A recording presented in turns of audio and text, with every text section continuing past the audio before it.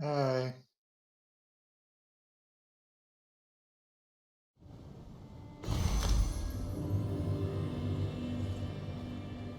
Pretty good, I think.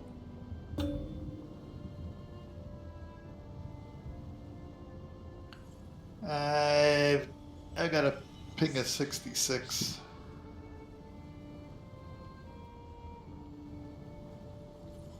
Oops. Well, 66 was pretty good.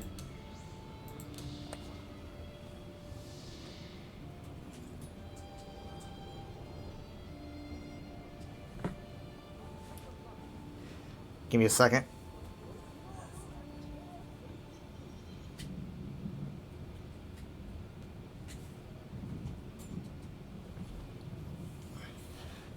Okay. Mom, did you tell Dad about um yesterday? Are we talking about picking up the car? Yeah. Oh, well, of course. I was gonna have him walk you through it because I couldn't handle it. You couldn't you couldn't handle it? He No, was she right was a there with nervous me. wreck. Trust me. It's like, oh my god, oh my god, oh my god. He's gonna die.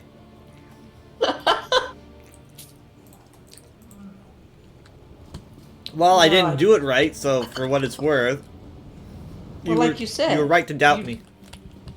it wasn't where you could see it. So I mean that No, it wasn't. doesn't help. But also just listening to what she says to do was Right, but the thing is though is that she wasn't saying anything. And that well at the beginning. yeah, Yeah. I immediately made like a couple mistakes because I couldn't tell what I was supposed to do. And Okay.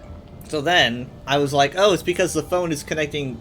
I guess it's like in Bluetooth mode, trying to connect to the car, but the car's not in Bluetooth mode. So I swapped the car to Bluetooth mode, and then she starts Yeah, you talking. figured all that out. There you go. Yeah. Then it wasn't communicating my location at all. Like it would not move. I literally left the dealership and it wouldn't move. So, Yeah. I was like, the only thing I can think of that makes sense is that I don't have permissions in my app to show it my location. So I went into permissions and I enabled everything. I was like, I don't care if the government's spying on me. Whatever. Just take it all. And then it was like, okay, well, now I can tell you where you are. You're a genius. Yeah. Well, I mean, that was fast thinking. That was pretty good. Yeah, I had to pull over on some random, very small Yeah, parking yeah, lot in yeah, the middle yeah, of yeah. nowhere. And Brian's probably like, where is he? And so I just sent him a text like, I mean, he wasn't sending me text. Yeah. I mean, like, honestly, the roads I took, it wasn't much longer than taking the freeway. No, it usually is only about 10 minutes longer overall. So, Yeah, a and lot of times. It just depends. It depends. But yeah. there was some construction. I had to turn from Camp Wisdom onto Mountain Creek, and like on the GPS it says I could do it. I don't really, I don't really. I think that they were doing construction there, so I'm not Yeah, really they sure. are. I'm not really sure if that was fully allowed to do. Um, GPS said I could Correct. though. I made a left turn from Camp Wisdom to Mountain Creek. I'm pretty sure lots of people do it. Right, but like, I get the go ahead to make that turn, and I see a car coming right down, and I was like, okay, either this car is running a light, or I'm not supposed to be making this turn because the car is making that exact same turn. So I'm turning to the left, and this car is coming right down the lane, going straight forward, and I had to like slow down a bit because I'm like, okay, you go first. In the middle of Well, a yeah, midsection, you yield to the people coming at you. right? But you're there. Yeah, I understand it was yielding, but it's like there's no way for me to even see this guy. But I let him go. Yeah, we just got an email about all the work that's supposed to take what till next spring or something. They're always, it feels like they're always doing work over there. That one particular intersection is a mess. I time. specifically made that blue sky Okay. post because I knew you would notice. Yeah, yesterday was a busy day. Yeah. I was gray-haired. All right, what are we gonna do? Port to me. So you know what I learned in my culinary travels? I learned that pizza rolls are really good to dip in ranch. Like, really good. Like Sonic Ranch? Yeah. Yeah, I've been doing that for a while. That's a good dip. I literally just don't think I can have pizza rolls without some kind of dip now. I feel like I have to dip them in something. You're gonna want to invite Mom to the group. She's Really in nice a group of though. Jared to have done that today. So. Yeah, Mommy, you're in a group. Jobs for adventurers. Also, it's a little warm up here. I don't know if that's by Yeah. design. I keep forgetting to mention that to Dad. That you complained about that a while Well, ago. I complained about it, and then I think you fixed it. It hasn't been this warm in a bit.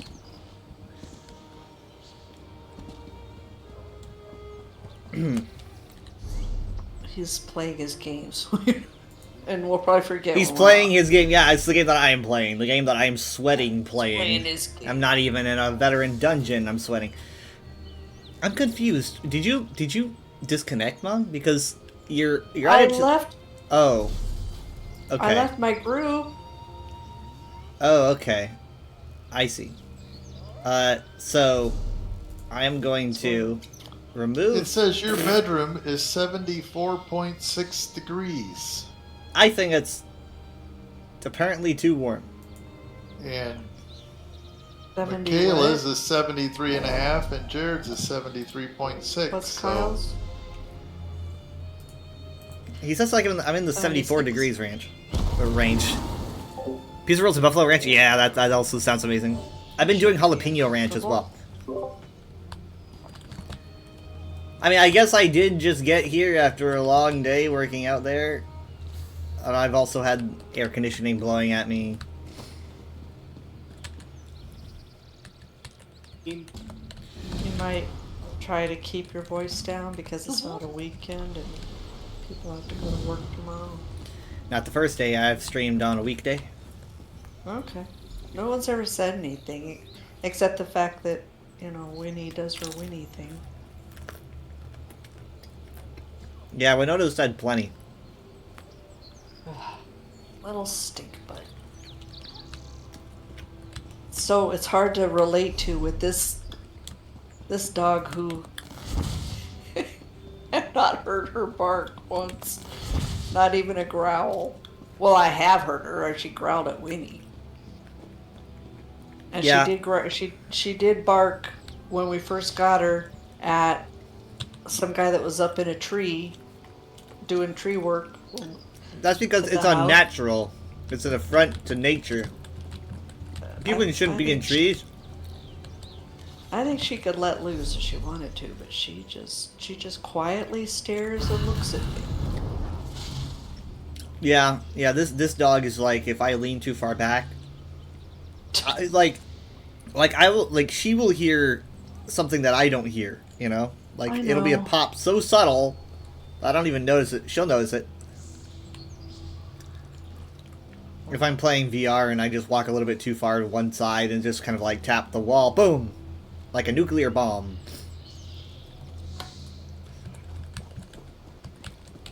Okay, I don't know. got where some you'll- dailies. We went to the Way Shrine.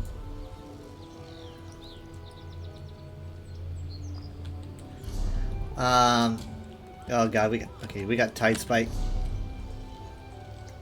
Okay, so we're gonna want a way shrine to the Veil of Revelry way shrine.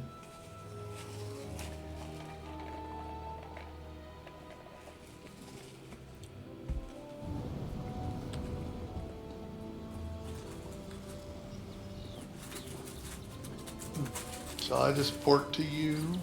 Go ahead. He said that a while ago. No, I Well, didn't he was come, there. But I was.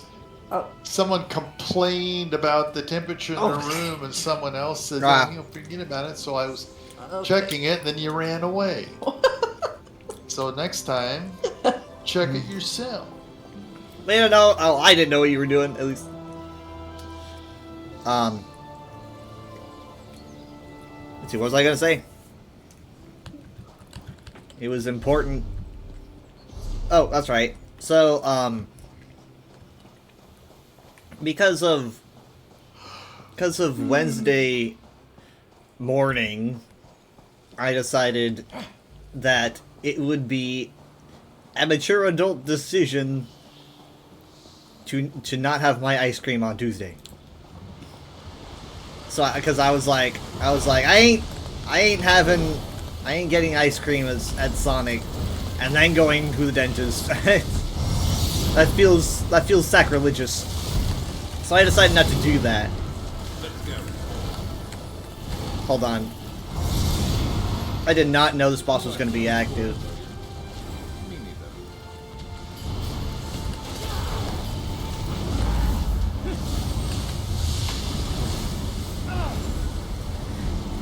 If you see an AoE under you, move. You will not survive it.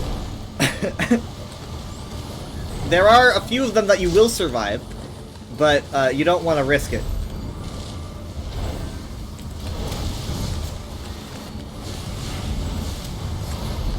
Just assume that everything red is gonna kill you.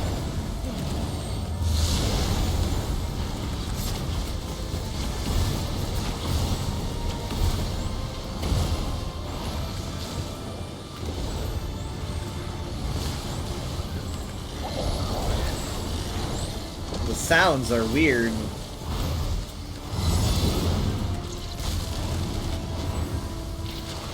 Oh. Yeah, that one right there. That's the one. Sorry. Oh, wow, you both got caught in it. Yep, that's what I thought. It's so rude. It feels like it does way too much.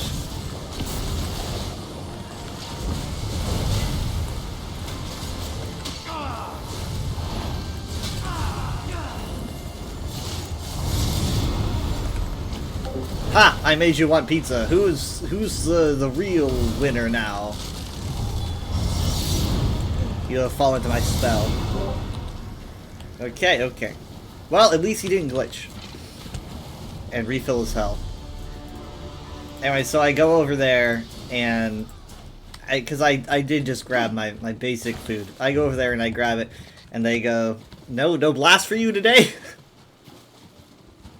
And I was like, nope. I've got a dentist pick appointment. Up some things here or something. That's funny. Oh, okay. Nope, I got a dentist appointment, and they were probably thinking, "Oh God, what did we do to him?" They're not gonna. I mean, the dentist isn't gonna know what sugars you have. I'm just Didn't brush just your played teeth. it safe. Bless you.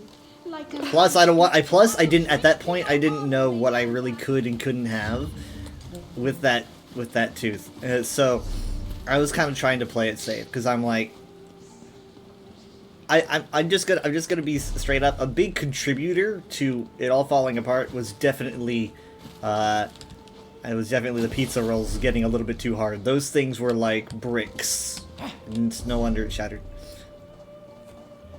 I'm surprised I came home so late. Anyway, I'm not talking about it right now.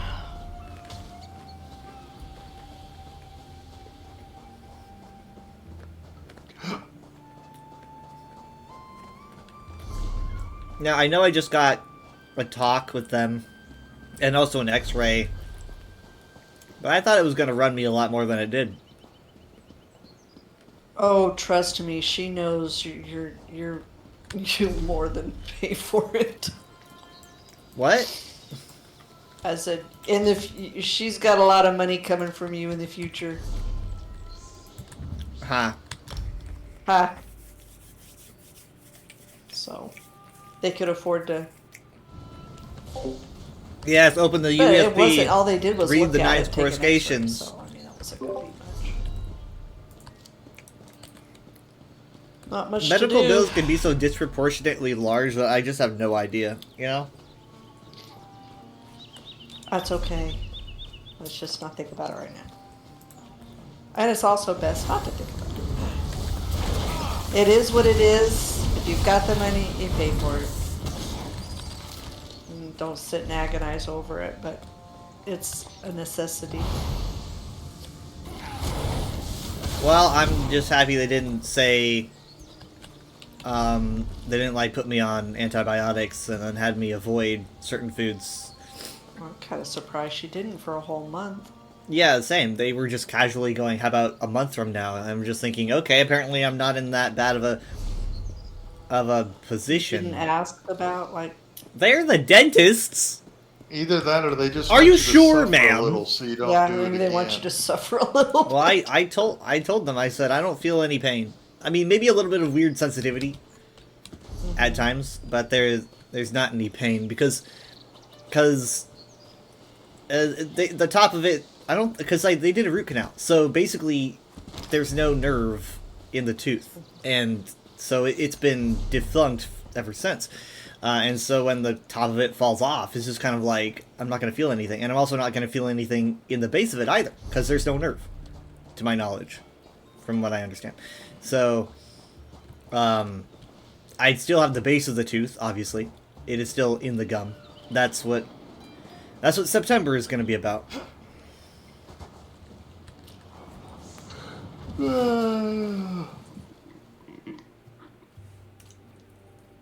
By the way, you need to get some void creatures. Oh, the important stuff. Okay. That's for your daily.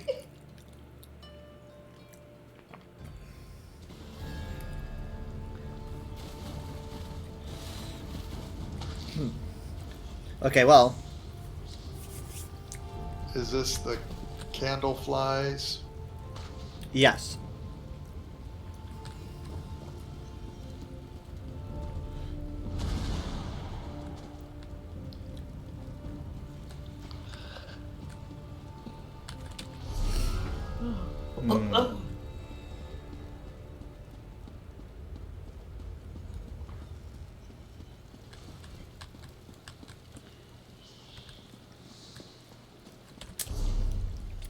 Okay, we're gonna go to the left, and then we're gonna go down to the very far end.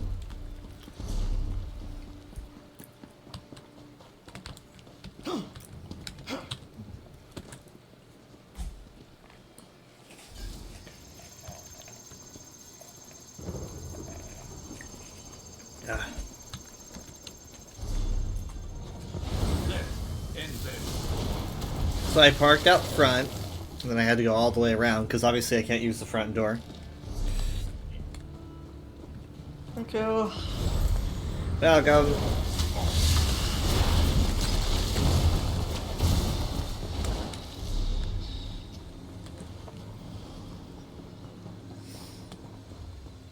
So I found this very interesting short series of videos recently that I was a little bit suspicious at first, but I think I know people and I can read people pretty well, and it seems genuine. But it's a video, it's a playthrough from this guy, this like streamer, I guess, who has never played Minecraft and basically doesn't really know anything You about mentioned Minecraft. that. Right. So, and he says, you know, obviously I know the most famous stuff, like there's a creature that will explode. You can't really avoid that, right? He's like, I know all this stuff. So, I've been watching him go through that. He's really entertaining. He's not annoying to listen to. He's very funny, and he's also very smart. I think he's from Europe. That might explain something. He's got an accent. He's got some kind of accent. I don't know. He's not British, but Okay. yeah. If he was British, he would have played Minecraft already. Probably. So, yeah, so he's going through it, and it's it's pretty fun to see him slowly start to discover things. Now, it kind of seems like he'd be entirely lost, but the thing is that he's learning through the achievements in the game. So he'll read like a thing in the achievements and go, okay, there's something called an Eye of Ender, for example. So he's just kind of following the achievement list.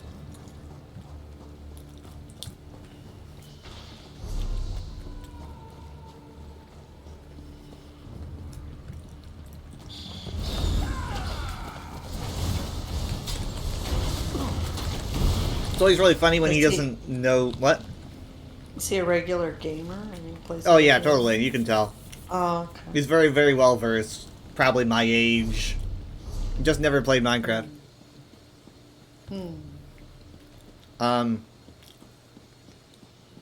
I guess he's streaming it, but I'm supposing he probably has someone else to look at his chat, because I don't think he's looking at his chat. That's obviously a bad decision.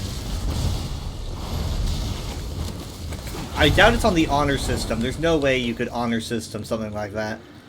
Someone would spill the beans. It just takes one person to say what to do, and that's it. So, he's trying to beat the game, and he's actually, so far, he discovered an Ender stronghold. Like, he managed to make Eyes of Ender and discovered an Ender stronghold. That's crazy to see someone get to that. It's like you're watching a survival show or something. You won the time. Now, he's not playing hardcore, obviously. That'd be crazy, but still very fun to watch. I think one of my favorite moments is probably when he was aggressively going to and fro the Nether, and he was very tired of doing that, so he thought, oh, I just had a stroke of genius, and he was so excited about this. He said, what if I don't, have to go to and fro the Nether? What if I just slept there? What if I just made a respawn point in the Nether? And he was so excited about his stroke of genius, which is horrifying. Like, even the video zoomed in on the chat, screaming, no, no, no, don't do that, because you know what happens when you sleep in the Nether? Boom! Your bed explodes, and you die instantly. Oh, you need to get these Voroplasms as part of your daily. Can you let him? Do they've got a... Not they've got a Vortoplasm, it's void. It's both. Is it? Let me check. That's it. No, just void. But there are little void creatures that are squishy that look like Voroplasms. Maybe that's it. Yeah, man, these have been kind of tough lately.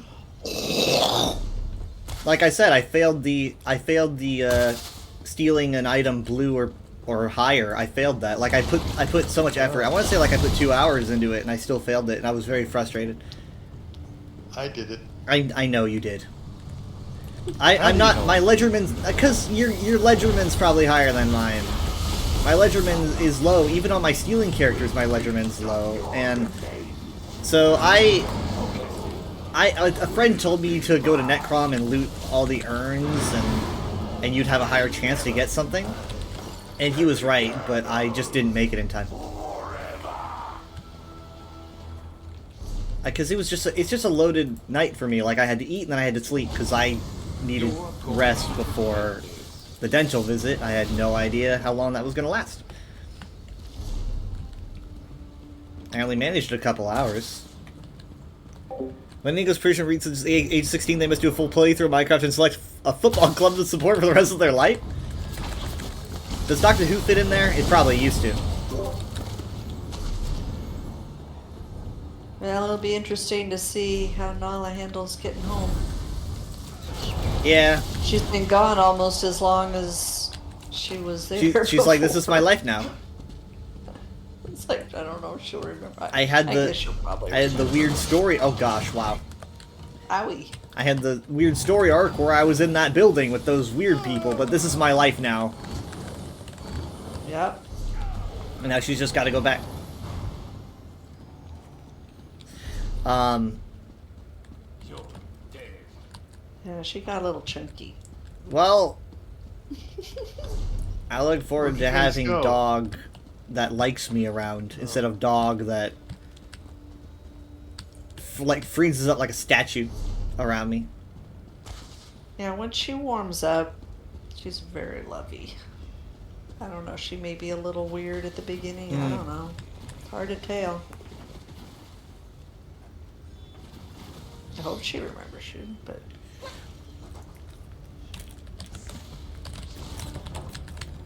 I'm not. What? Wait, what? Oh, okay. Okay, you gotta move around just right. Okay. Got it. That was horrifying. I was like, oh, is this? Are we stuck here? This is our home now. I'm here on the beach by myself. Hello. There you are. You abandoned us. What happened to you guys, huh? I thought the boat was broken. Failure to do this will result in them being cast out of England. You believe this is how America was discovered? Yeah, I think that's the lore. Maybe it took me and said that's all I can handle. Mm-hmm. Oh, we got the new Golden Pursuits.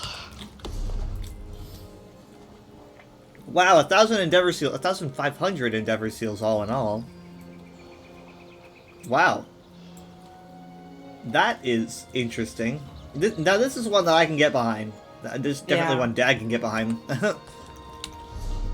Yeah, I think I can do most of it, I think.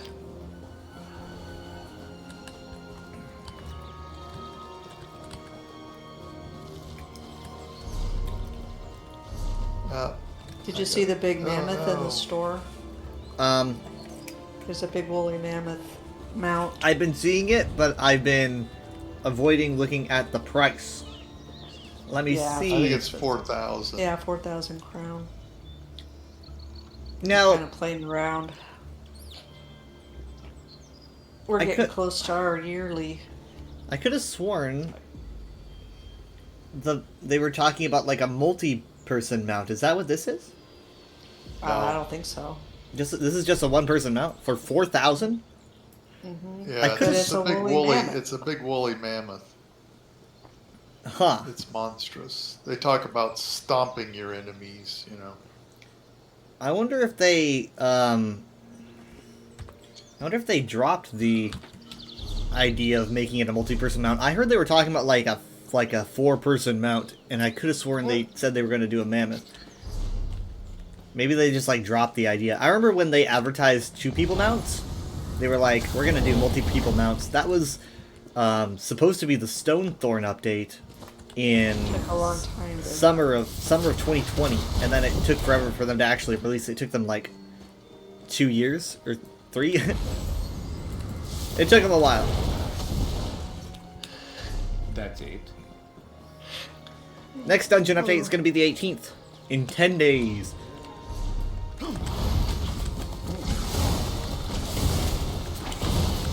That will be the same quarter when the Rising Wall event starts, but I do not know when that will happen.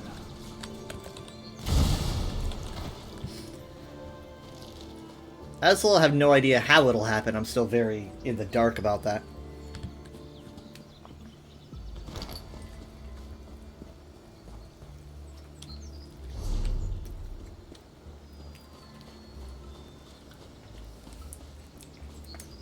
I think it'd be cool if, like, when the wall goes down, you see, like, a cool cutscene. Like, it gives you a cinematic. That'd be cool.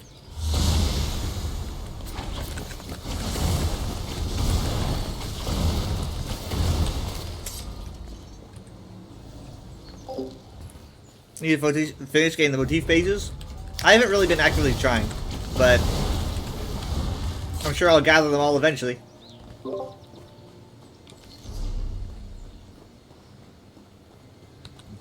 This person's name is Avernus. Haven't we run into this person before? Their username, Avernus. Huh. Interesting. Avernus. Hmm. Aussie bullet. Wonder if it's a Aussie Bennett. Avernus, maybe. I don't know. Might be in Australia. Maybe. Go back to Sunport.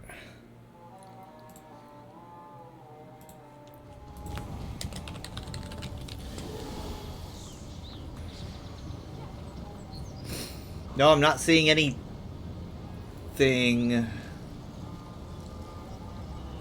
You think it would be a city? I'm not seeing nothing.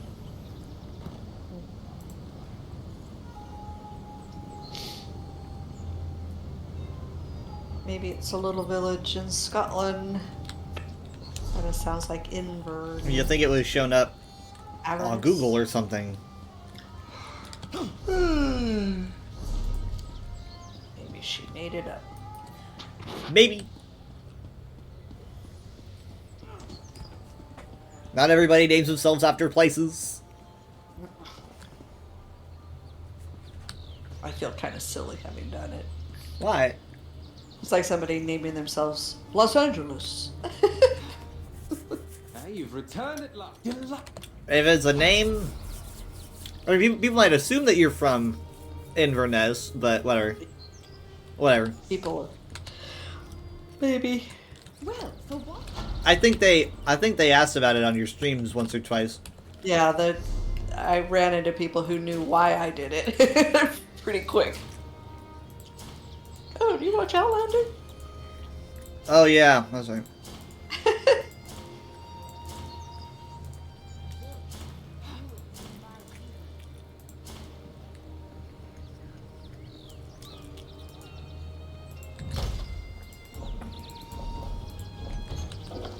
Oh, my inventory's full. Plenty you can do with that. Oh, I got a style page. Oh, I gotta open my coffers. Nope. Do not have a lot of room.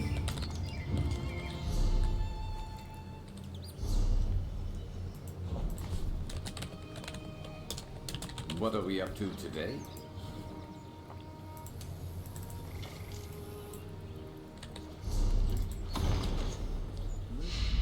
Wish there was an easier way to tell if you have a style page. I know.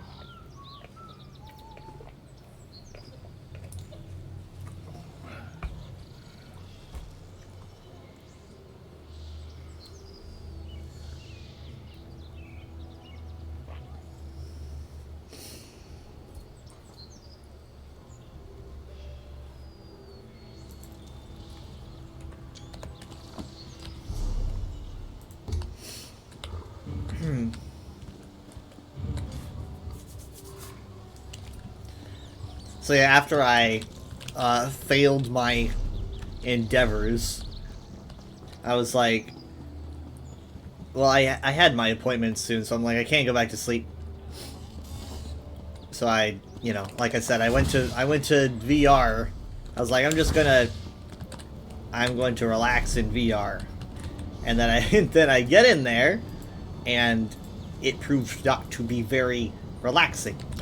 Give me a second. Because my, like, both joysticks on my controllers refused to work, and I was like, well, what are the odds both of them broke at the same time? Probably pretty low, so I'm gonna see if it's a software issue and not a hardware issue. Okay, you can port to me. Man, not being able to move in VR is very... It's not like I'm frozen like a statue necessarily. It's just that I can't use the joysticks to move around, so I can only use my own body to move around. And I have a limited space, so I can only move around within a very small confined space. And it feels very upsetting when you're with other people who can just move around and you're just kind of like, I'm stuck. And the Lord knows how to fix it. Because it's, for all I knew, there was an update that just kind of ruined it forever for me and I couldn't play anymore. The marker should be.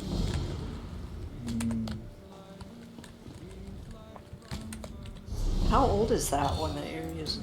I don't know, but it's still actively used. It's actively used by people, and I wasn't concerned about it being outdated at all because a lot of people use the Quest 2, What I was concerned about was that Jared's little glitch that he used on it was screwing it up. Alright, we're gonna go to the Eastern Shores Way Shrine. Mom's gonna have to port there. Tell me when someone's there. I'm there. On there. Just say, failed, talk to the druid, sorry, ma'am.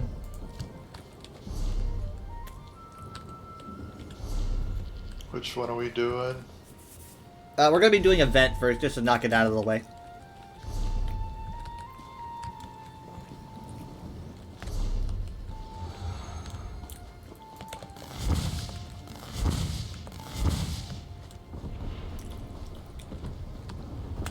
You know what's so funny? I was rushing to this thing thinking that it was gonna be packed. I don't know why I thought that. Oh boy. Okay. Yeah, I was surprised to see how vacant every place is about this time of day. Maybe people are at QuakeCon, I don't know. You good? Of course you are. Maybe they're in bed. In bed? Oh wait, hold on, that's right. It is a Thursday night, not a Friday. Exactly. Yeah, I keep thinking it's Friday.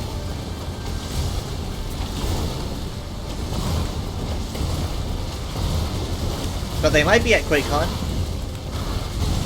Did it start today? Yeah, it goes. I think it goes Thursday, Friday, Saturday, Sunday. I'm pretty sure.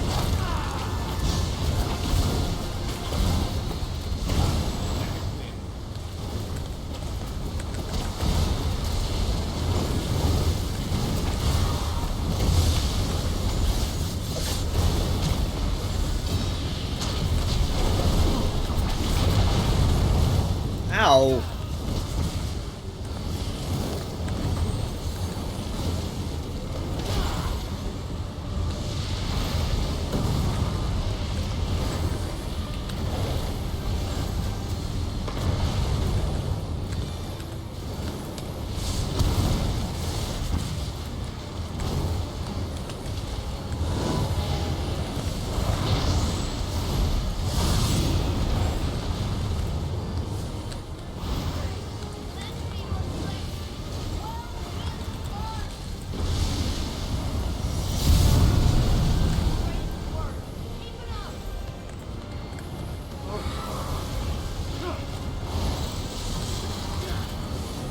A little bit more exhausting when it's just us.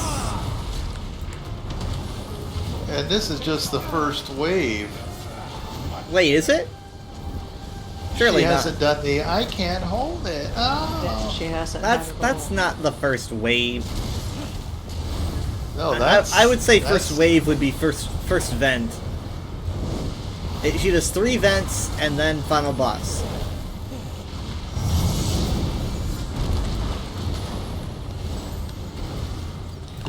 That being said, I don't know how many she's done so far.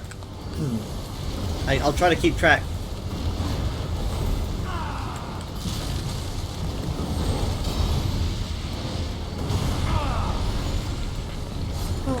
Okay.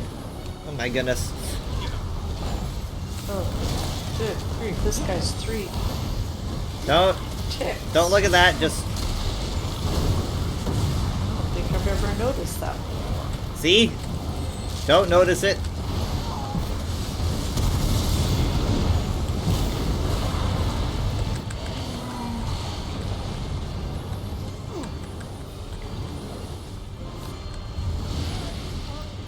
Okay, there's one, at least.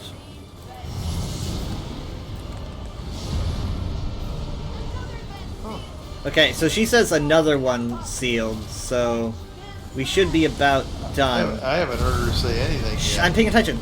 Okay, we got it. Okay. And we even have someone here to help us. Hermie. It's too much. I can't hold it.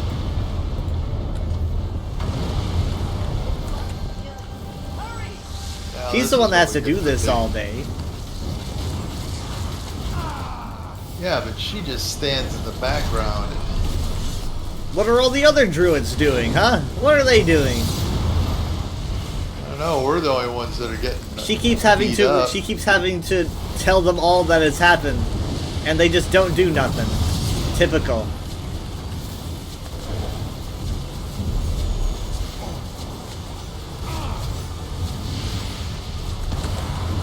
Oh, no, no, no, no, no, no, no, no, no. Is that your way of saying I need healing? That's what I'm gonna be saying. I got. Ow. Ah, oh my.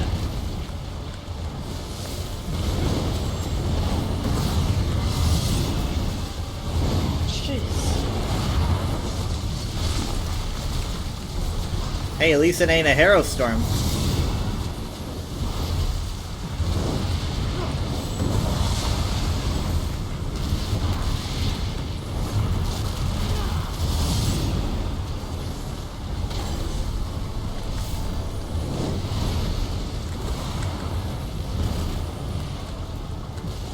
Oh, shoot! Oh no.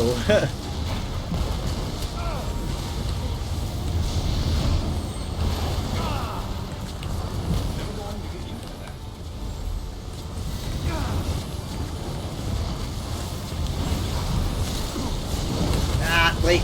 Nope, nope. I thought I had my ult. I didn't have my ult. I don't know why I thought that, but... He's almost down. Just give it your all.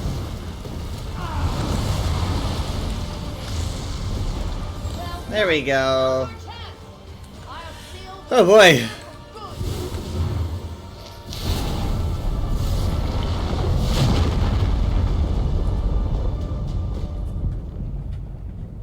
Great work. But questions still remain. I shall return to my order and report all that has happened. Until we meet again.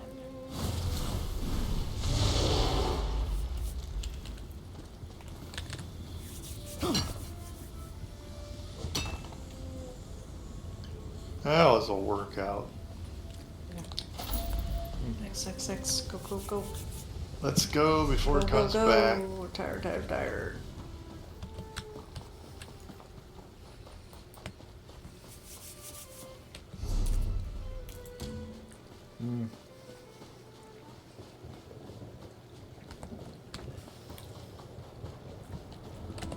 Alright, so for this one, we're gonna be heading, here. You're there. I'm there. Which one is this one? Glimmer Tarn, I'm there. Oh, Which one is this one? marking the path. Okay.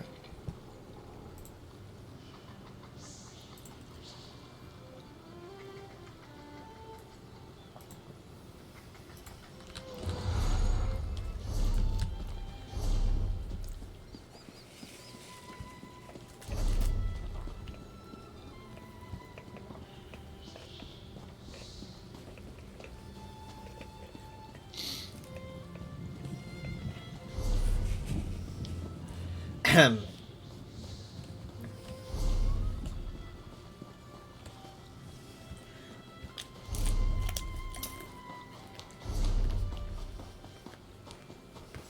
So yesterday's bonus White Straight Day, I had to go dump a couple tickets. Then Mom and I went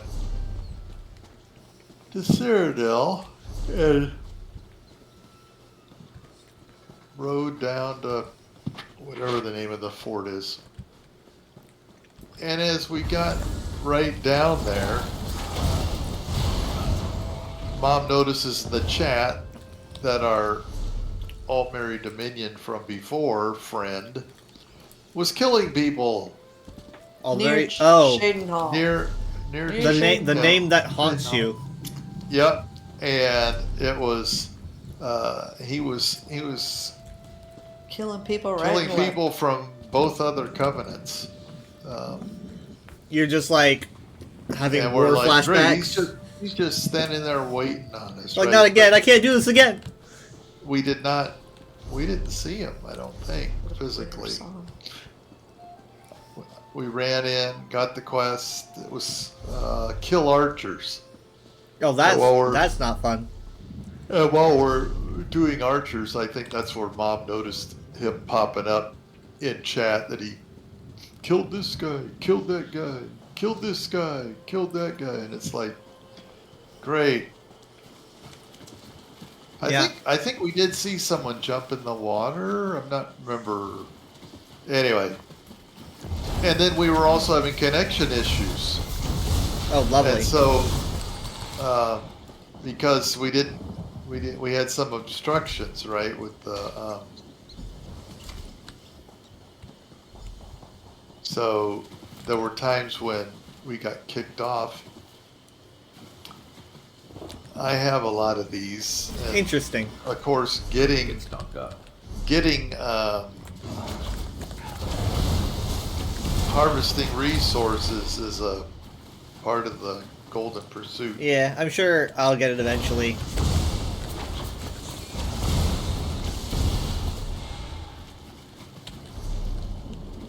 So yeah, Mom and I kept getting kicked off, and we get back on, we get kicked Well, off. we It finally was had like, to do it separately because you got back on and then I had Wow. yeah, to do it on my own. I missed getting tickets on Wednesday, no, Tuesday night, because the Endeavors took so long. I wasn't even thinking about it, and I was like, I just don't have time. They were really rude, Endeavors. Tickets were important than Endeavors. But I just wasn't thinking. It's just like I was moving too fast. But I got everything I wanted from the event, so it's like whatever.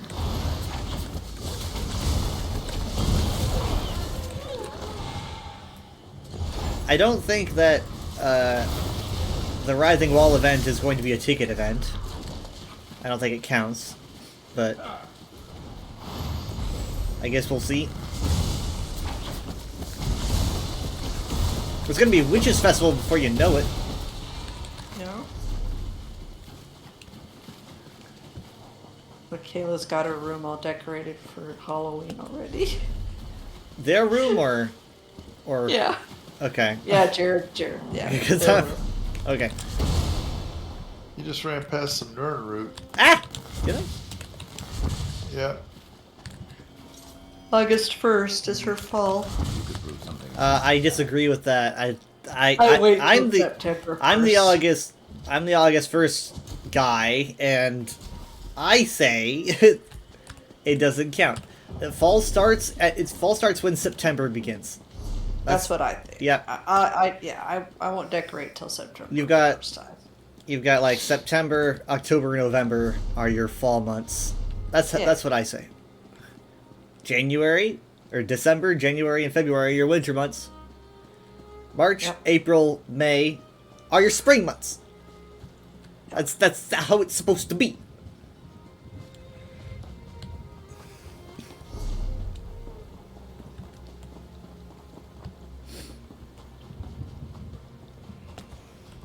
Popcorn! Okay, let me... Oh, okay, so we're probably going to want to take the northern path. I like how the Delve Daily person here doesn't just give out delves, she also gives out some overworld stuff to do like that. Because that was not a delve. And I hear that's also the case on Solstice, but I haven't encountered that before.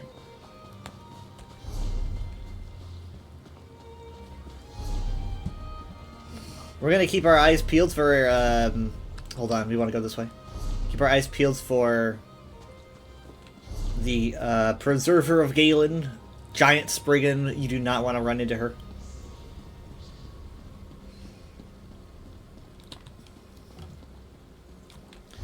We're gonna be going past, I think they call this place Clohide? I think that's how you say it. It's got that Gaelic vibe where the word kind of looks different from how it's said.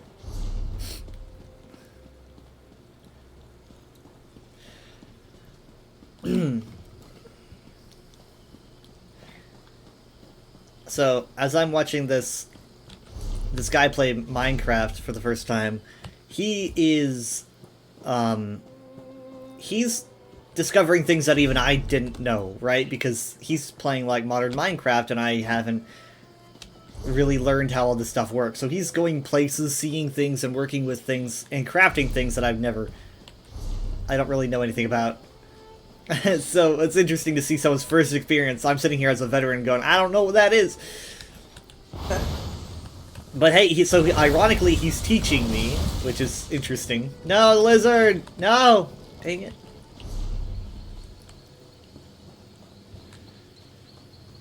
But also, I'm noticing that, because there's everyone likes to complain about modern Minecraft, saying that it's nothing like old Minecraft.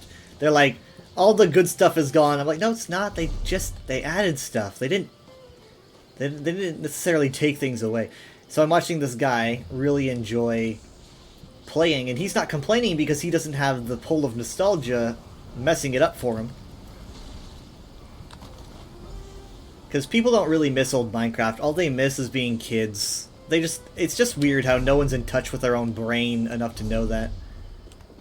It's just people don't understand themselves, and it's like, how do you live through your life thinking just like without understanding why you think a thing? I don't like change either. I mean, like, if you're not gonna like change, at least have a reason for it. I'll defend the reason. Easy. Minecraft hasn't really changed as much as it's just kind of added a bunch of stuff. And if anything, obviously, because like there's a zillion mods, people think it hasn't changed enough. They're like, let's add stuff. That's why I say my favorite version of Minecraft is whatever the current version is because I just like what they add.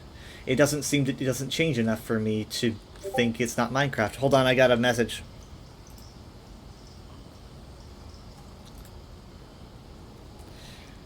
Okay, I was just telling Enchantress about potential Minecraft on Sunday. She says heart. Good. Okay, let's go. Let's wait a second. There's a quest where a person in Solstice sends you to charm some Argonian ruins to protect them from wildlife. You may remember the priest where Kingdom first came out, and there weren't any mandibles or microraptors. Oh wow, that sounds racist. Because here's the thing. If we pull this, I mean, this is a boss, you know? Like, it's not particularly easy. Oh.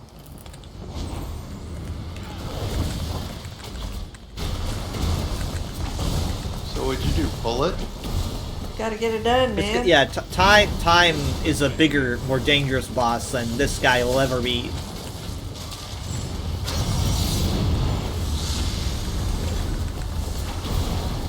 Okay, now we follow those green trails. You have to kill those spriggans on the side. You have to kill the spriggans on the side.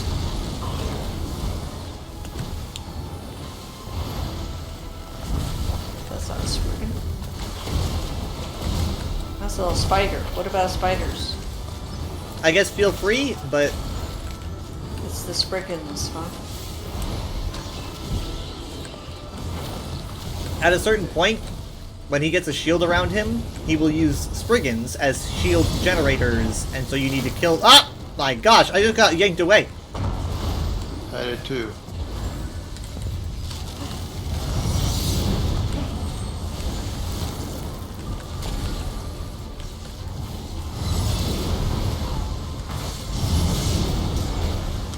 This guy's pretty creepy. Okay, we do have help. There is someone here to help us.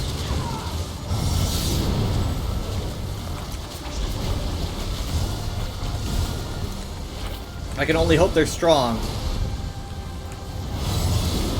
Okay, shield generators are up. You can see exactly who to go for.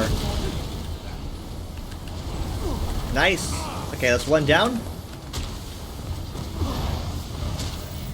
Two down. Boss is vulnerable again.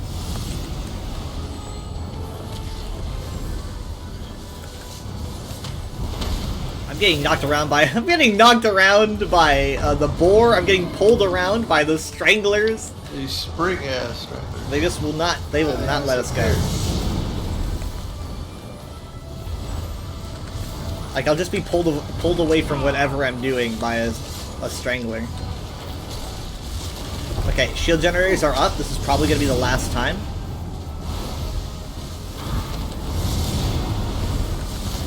Ah!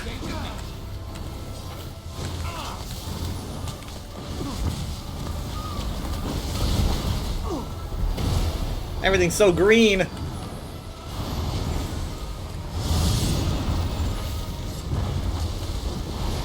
Single digits.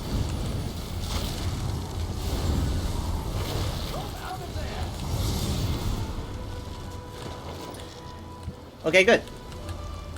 That wasn't so bad.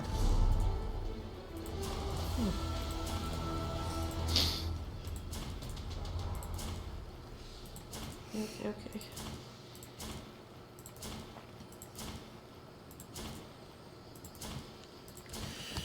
Alright, we got all the mods.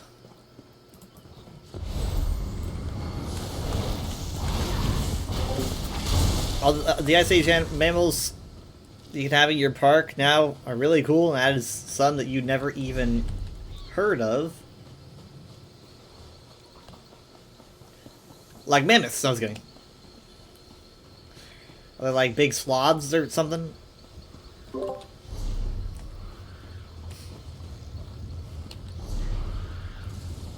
This is the best jungle they've got in the game.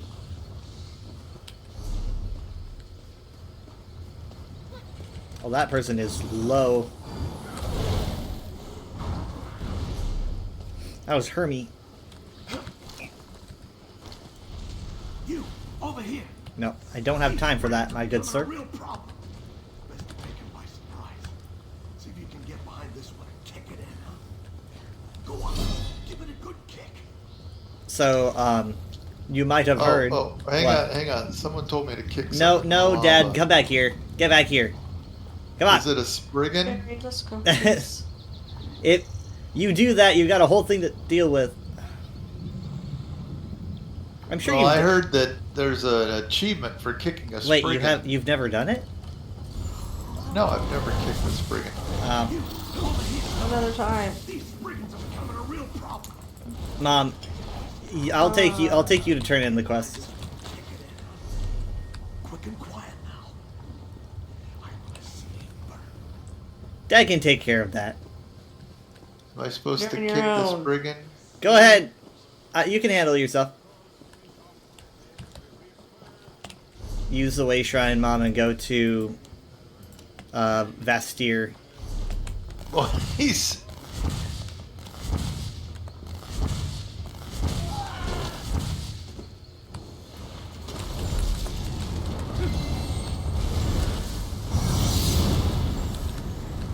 There you go. There's your achievement that I assume you somehow never got.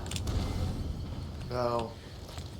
And just like any Galen roadside interaction, everyone that you talk to dies horribly. I don't know why they did that. I don't talk to anyone on Galen. Speak to no one.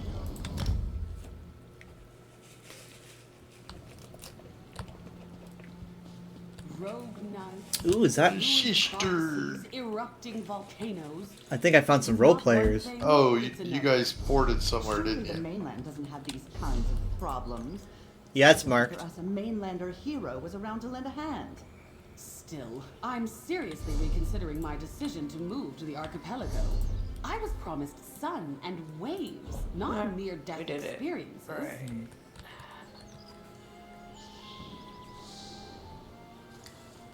Am I supposed to turn these in, or... You would not be arrested if you did. Speaking of which, I broke so many laws trying to get that stealing endeavor. I spent probably like 2.5 thousand gold, be it porting or be it paying off the guards. It was a mess. I that's- hate it. I know that always happens with me. I just decide, you know what? It's not worth it. You've done good. I Gonna do I'm that. like a completionist. I'm like, it's like I should be able to do this. I should be able to do a stupid. It's like, ugh. So frustrating. I don't know how, Dad. How do you always do it, honey? How do you His get Ledgerman's your higher. I think he has a better chance of getting better loot. Now, what are we talking about? looting What blue or was you up to purple? today? Oh, it also depends on where you go. I mean, I tried doing. There's was it Somerset near the Way Shrine, going over towards the, I guess it's the north or whatever.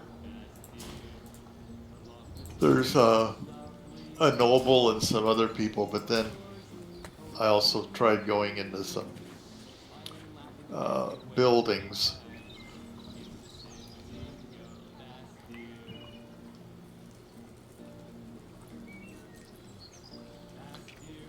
Well, I was trying Thieves' Troves and those like vaults you find. I was trying to go for those. I was even using the Yeah. USB to figure out where they are, and as you know, I don't look up where things are, but I was desperate.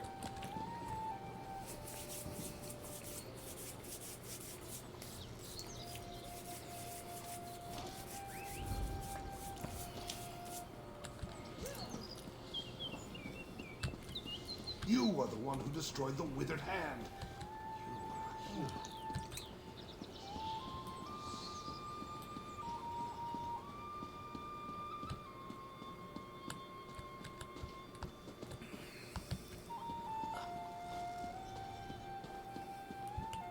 are you. Druids fighting each other. What happens next? Cold Harbor Alright. Worms? Well, we're done. The collapse has Yeah. done well for my line of work.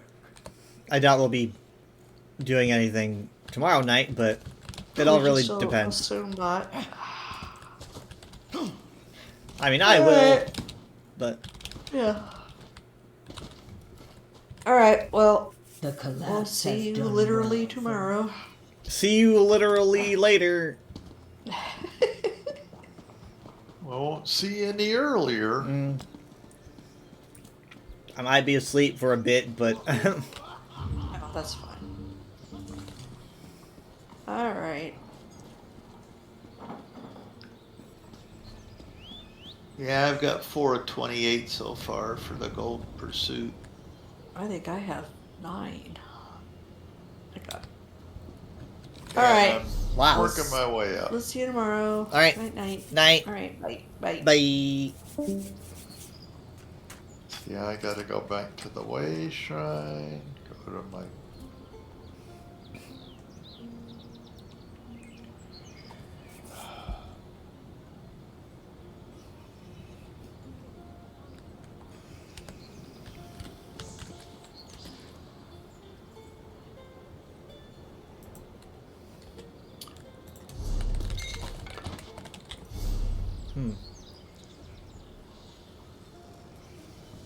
Yeah, don't forget to go get your 5 voids. Oh yeah. Let's see what I can do. Void. I can do. I can improve, and I probably could do a survey, but I might just toss myself into a battlegrounds match. Cause like I know when I'm gonna. That's like in, and like you know when it ends. Well, survey's pretty quick. Void was pretty quick. Yeah, I do have some surveys here. Come to think of it, I've got a clothier survey in Western Skyrim. I haven't been in a bit, but it's like sometimes it's just like further off from what it says on the map, and it makes me so mad. I'm like, that is not where you said it. Usually base game ones are kind of awkward, but DLC ones I think are pretty good. I'm gonna go to Western Skyrim and see if I can nab this one. Mine are easier because once I know, I look at the map, you know, they give you, and it says like, okay, it should be around here. You see a cluster there? Yep. And it's like, okay. Yeah. Twitch drops. Watch and help streamers fundraise to earn a free pet. Yep, that is a thing going on right now. I think I'm probably part of that because I'm streaming ESO. I don't want to miss out on a free pet. Let me check the details.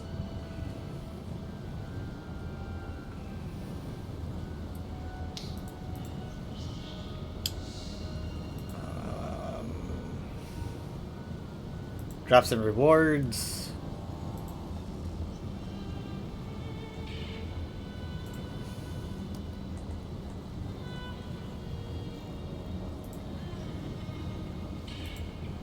I'm not really seeing it. Like, what do you have to do? Because I'm not seeing anything show up. Is it like a specific stream? I don't know. It said watch and help them earn whatever. I can't remember it now. It was on the.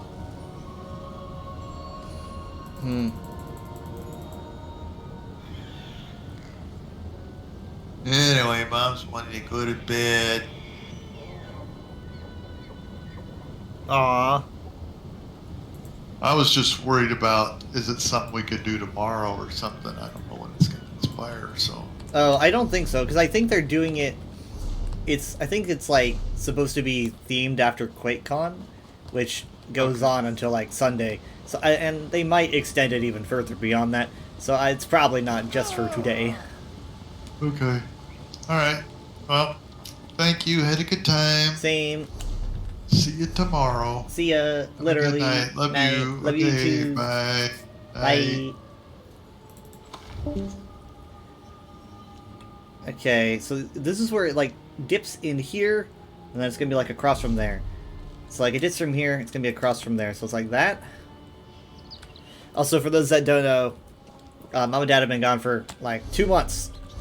Like I know they've been we've been streaming and all that, doing VR chat and ESO and Minecraft and what have you, because they've got like a Starlink. So that's how we've been playing. But they have been gone, like they've been on a trip for a couple months. I think they have one planned for the fall, but I'm not sure. That's what I thought I heard.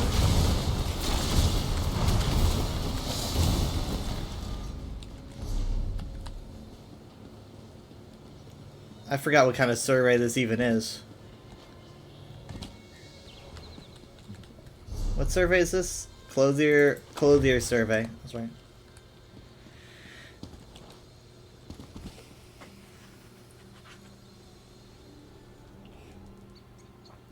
So yeah, man, I need to remind myself it's Thursday. Well, it's Friday now, but you know.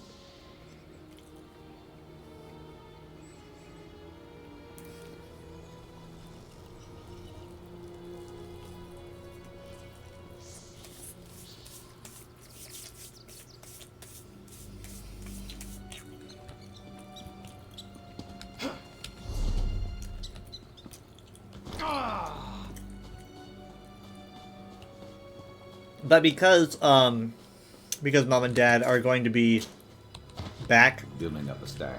they're going to be like, you know, back to their old schedules.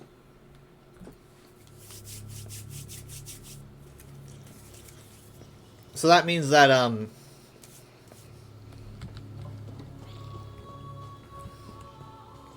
they won't be playing on Fridays. It'll just be Saturday and Sunday.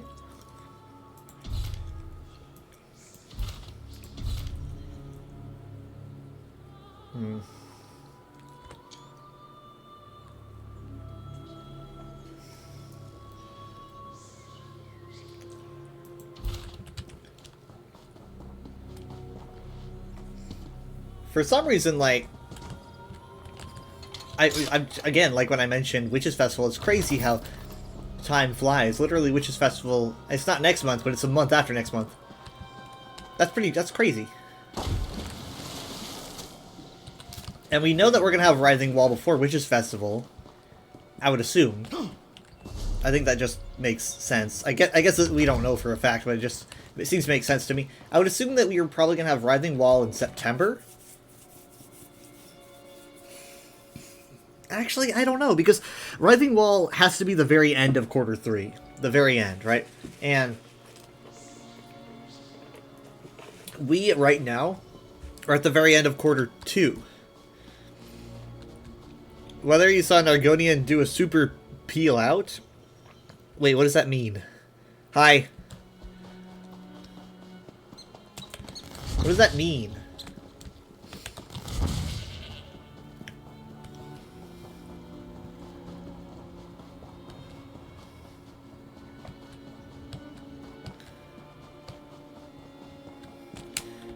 Surveys.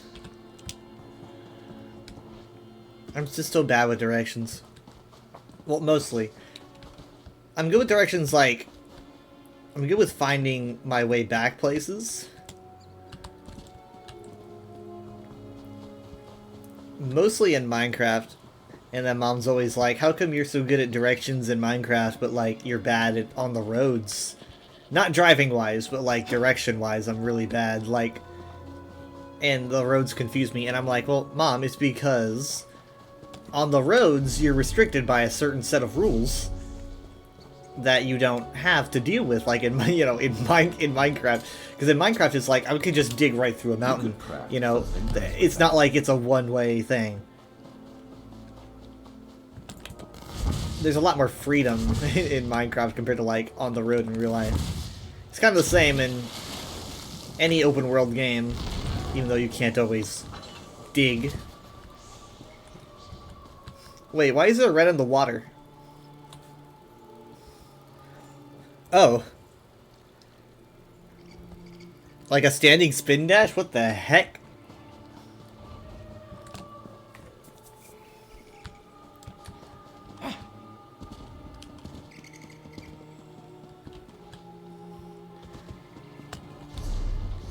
Okay. Alright. Let's think of this again. Okay. River goes bing, bing, bing, and it's down there. Wait, oh shit. Am I looking at the wrong... Am I, like, supposed to be, like, looking at this right here?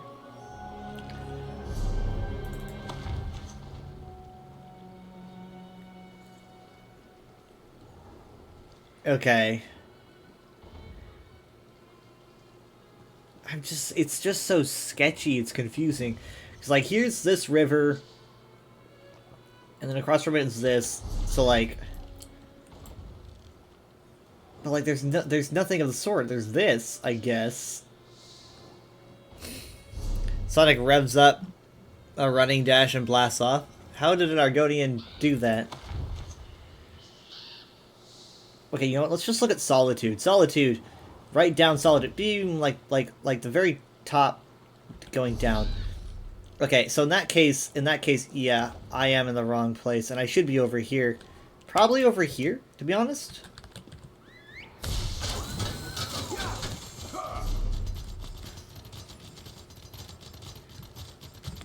You guys should probably move. You shouldn't be there.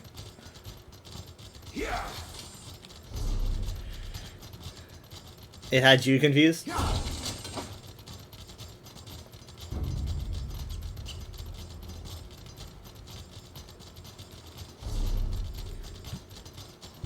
Hello.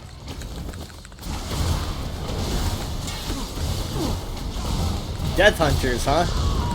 Well, you hunted it pretty good. I'd say you found it.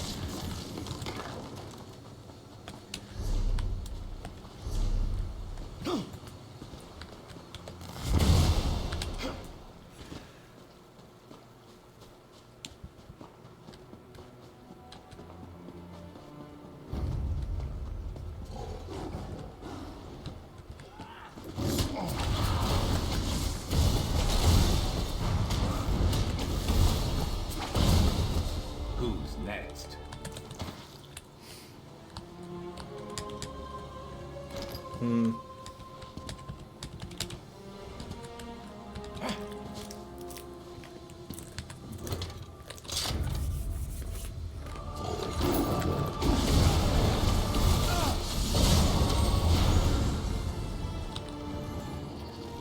Anyway,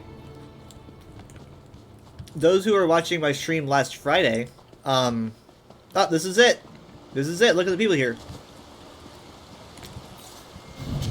If you were watching last Friday, oh, I got a pursuit.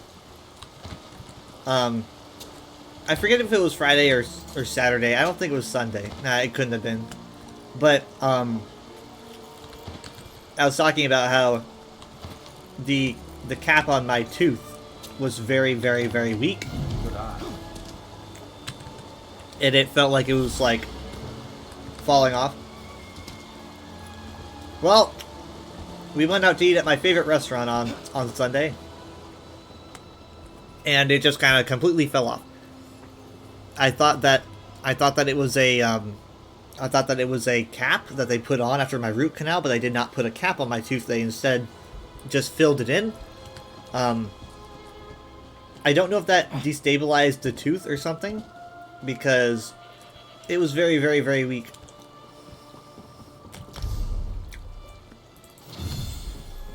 Essentially, a root canal is like they take the nerve out of your tooth, right? So my tooth had no feeling in it, and might have been, I don't know if it was destabilized by all that, because, yeah, it just kind of fell off. But that also meant no pain, right? There was no pain because there's nothing to feel. That means that most of my tooth is gone. It's basically just kind of like it was beheaded. It's also not visible at all, really. You can't really... You have to, like, really, really look to see it. Thank God. But yeah, that's what happened. And honestly, I was feeling a lot more pain before it came off. Like, I don't know why. But I was feeling a lot more pain before it came off. And now that it's off, it just feels way better. But I am going to have the rest of the tooth removed. And then probably some kind of implant if I decide to go that way. I don't know. But I have to get the rest of it extracted, because right now there's basically just the remains of a tooth. Again, it's like one of my molars or whatever. Better overstocked than under. I'm just glad it doesn't hurt. I've got a appointment in a month, actually. You think a lot of this is because of, like, my eating habits, but to be honest, a lot of it isn't necessarily because of that. It's because of, I didn't used to take care of my teeth when I was younger. I didn't really make a common practice of doing that when I was little, and, that kind of has long-term effects. I take care now.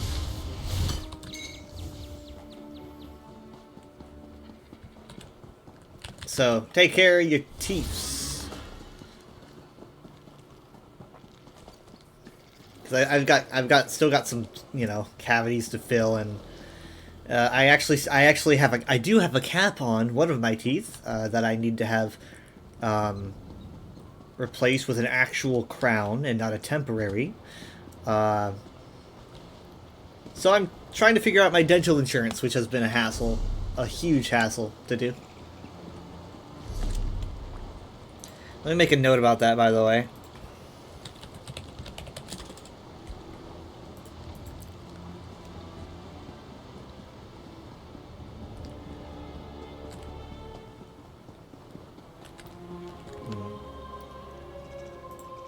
Hold on, let me leave the call.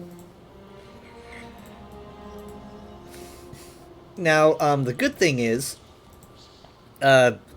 because of this horrible tooth happening, I had to schedule an appointment for to get it looked at, which was honestly pretty cheap, despite me not using my insurance, because it was a very short and simple visit.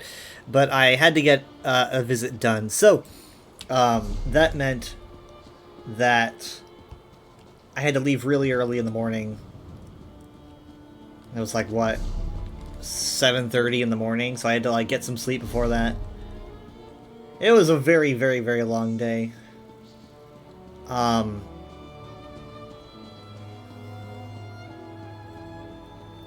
on, oh yeah, that's right. But I'm glad that I got that appointment in for Wednesday and not for Friday, because I tried to put it on Friday because I get today off. I get a 3-day weekend. But they were filled up on Friday. So that means that I get to sleep in. Hooray! I don't know how you're getting ads. I don't have ads set on.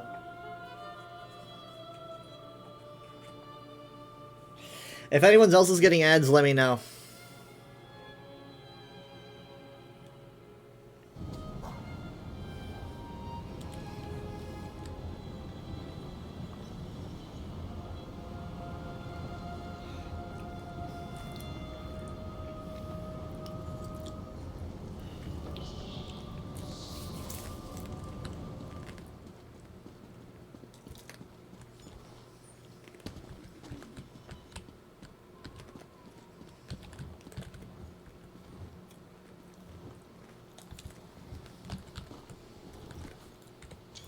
Come on.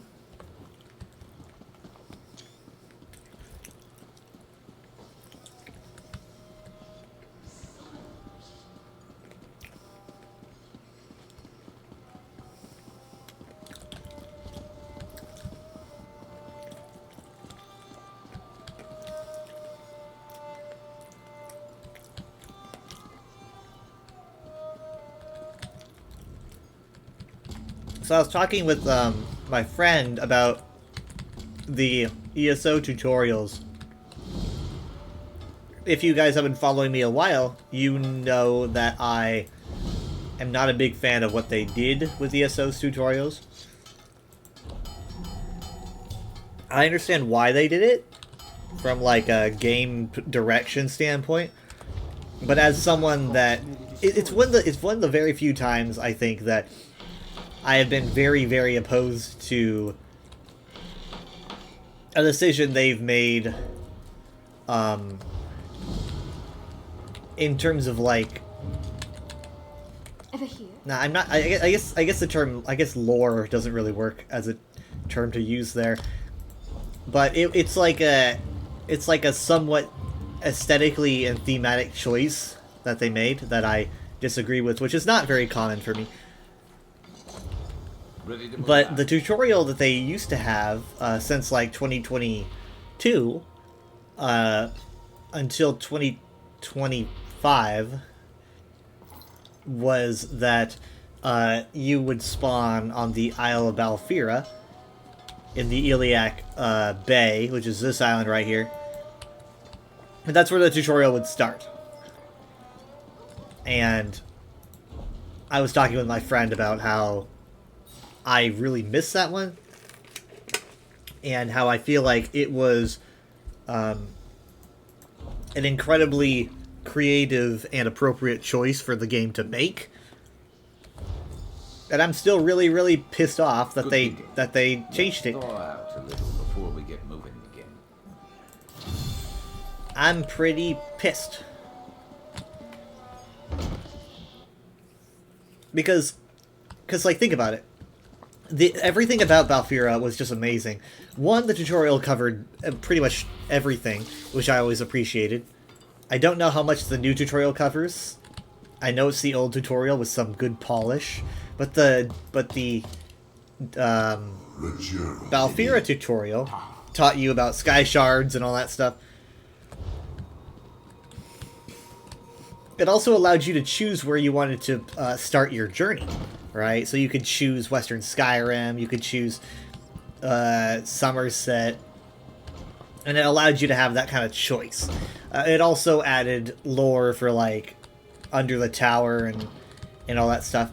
I mean, like, the Adamantine Tower is, like, huge. That's like a huge part of the lore of the series. And I thought that making the tutorial was really respectful, and then they just they ripped it away. It was like, well, now what? Unless they're planning on bringing us back there at some point, now what? I mean, that's like one of the biggest things in the series, and they just kind of took it away. Because it's not only lore-wise an incredible location, but also environmentally, lighting-wise, and everything. It just seemed perfect for bringing someone into the game. The lighting was great. You could see everything really, really well. It was well-paced. It really had you engage with the Elder Scrolls in a very different way from, like, if you started with Skyrim or something. I feel like it had more of a magic, full of adventure, where do we go now sort of a vibe than if you started Oblivion or Skyrim, because it's just so much brighter and so much prettier, and also you do literally get the choice to start wherever you want at the very end. It was literally the embodiment of freedom and wonder, and then they just stuff you in a fucking cave in Cold Harbor? I am still incredibly salty. Like, I get it. It brings you to it brings you to the main story. But I just feel like there was probably a way better way to bring players to the main story instead of like having to bring back a retro tutorial. I don't feel like it was necessary.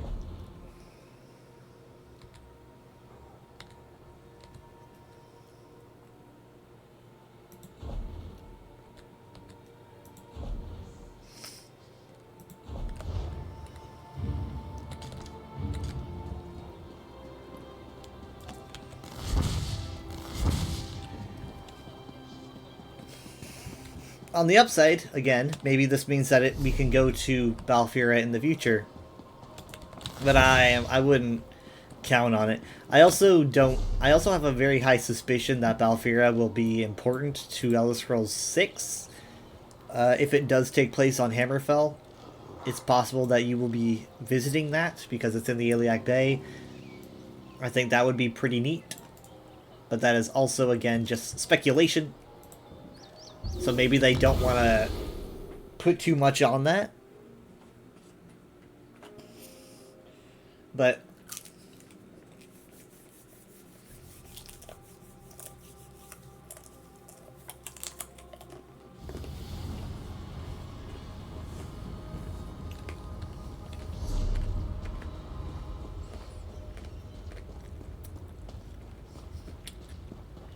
I mean, according to legend,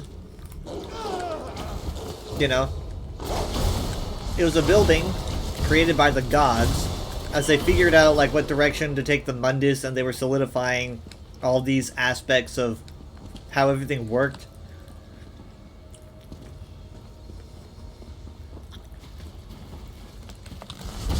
It was like the Aedra headquarters, you know? I believe unofficial lore says it's even called like the home of we, like the home of us. And I believe it does translate pretty well to like home of the gods, I think.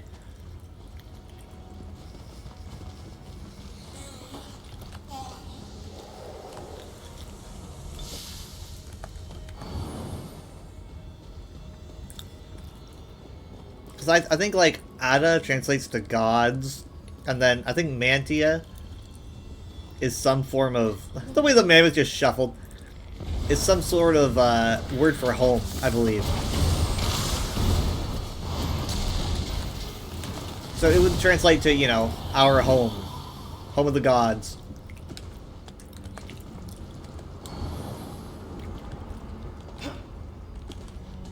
Now every tower has a stone, right?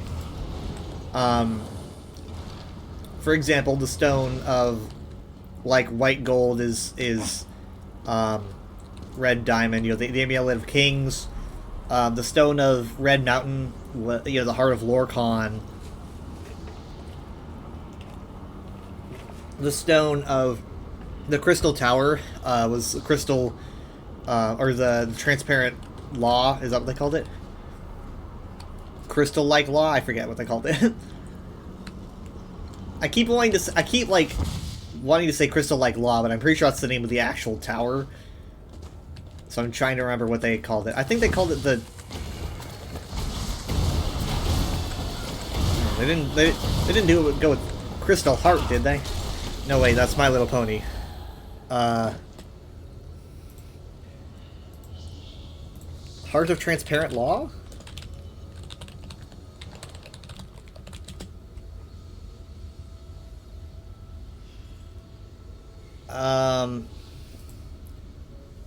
Yes. Heart of Transparent Law. Okay, so, so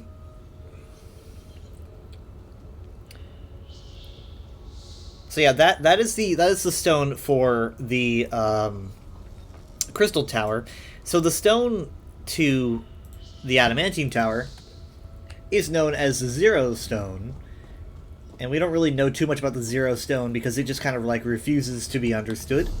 It's very, very mysterious.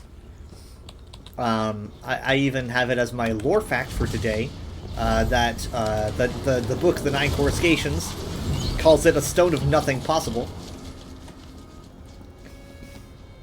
Which might be a little bit confusing about why it has that name. But that brings me back to kind of why That's alright. Well, I could improve an item. I should have done that before. I think this is why I wanted to bring up the Adamantine Tower, is because of, like, what role it really plays. It plays a really heavy role in keeping the Mundus stable, as any tower does. I don't really have any evidence that it's, like, the most important tower, That's it. but I do think there's a lot of evidence that's unproven about it being the most important tower. Because, one, it is the oldest. I mean, it's the oldest tower and, like, literally where the gods set the rules for everything. It's the oldest building in all of creation. Two, it's like one of the only towers that are left. Like, the towers are falling as Elder Scrolls games proceed. They just keep seeming to go down. Like, the Numidium's gone, Red Mountain's gone, White Gold Towers is defunct, you know? And by gone, I mean defunct. The Numidium is pretty much gone, though. But, yeah, so I'm basically just saying, like, they're all defunct towers. The Adamantine Tower is completely functional from what we understand. It still has its zero stone, you know, it is still doing what it's supposed to be doing, keeping everything stable. My question is, will it be able to hold that once all the towers start to fall? Because we're losing more and more and more towers as time goes on. It almost seems like every Elder Scrolls game knocks out a tower. For example, we don't really know much about Snowthroat being the throat of the world. We don't really know what Snowthroat's stone is or anything like that. It's very theoretical. But I think that if we figured out what it was, I think it would be pretty reasonable to assume that it went defunct during Skyrim. I heard some people say that it was the Time Wound, but I don't think that makes any sense. And I mean, maybe, but I don't see any evidence for it. And if it is, there's no evidence that the Time Wound went defunct after Skyrim, so... Because I don't think you ever see it close. I think it's still there. I could be wrong. But either way, we don't really know what the stone of Snowthroat is, or if it's destabilized. But we do know that Elder Scrolls V wrote off the Crystal Tower. For those that don't know, I don't want to be the bearer of bad news. But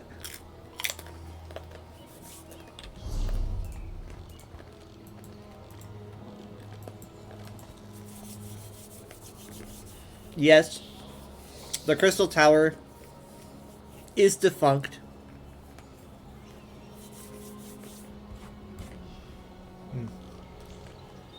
That's a really light way of saying it. I don't want to be that guy, but I can't really think of many towers that had a worse fate. I mean, like, the Numidium exploded, I guess, or at least it shut down. I'm pretty sure it's reported to just be in pieces, so that's pretty bad. But the Crystal Tower legitimately just fell over.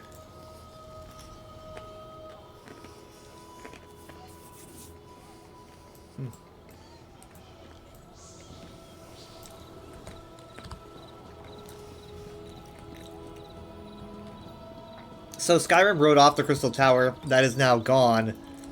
I mean, like, you can't really ignore that the towers just seem to go down more and more as the game series progresses. And I feel like that if we're going to be having a game in the Iliac Bay that's really close to the, you know, Adamantine Tower. In fact, like, my vision is like Elder Scrolls 6 Adamant, which I really like that title, but I don't know. I just think that it'd be cool to focus on that. I think it'd be really neat. But, I mean, you do go to the Adamantine Tower in Elder Scrolls 2, so it would not be, you know, like a big first for the mainline games. Anyway, another example of the tower being like incredibly important is how the book, The Nine Coruscations, talks about the Adamantine Tower.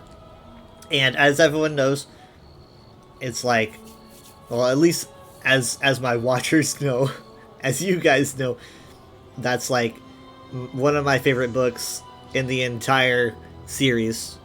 It's 2 books.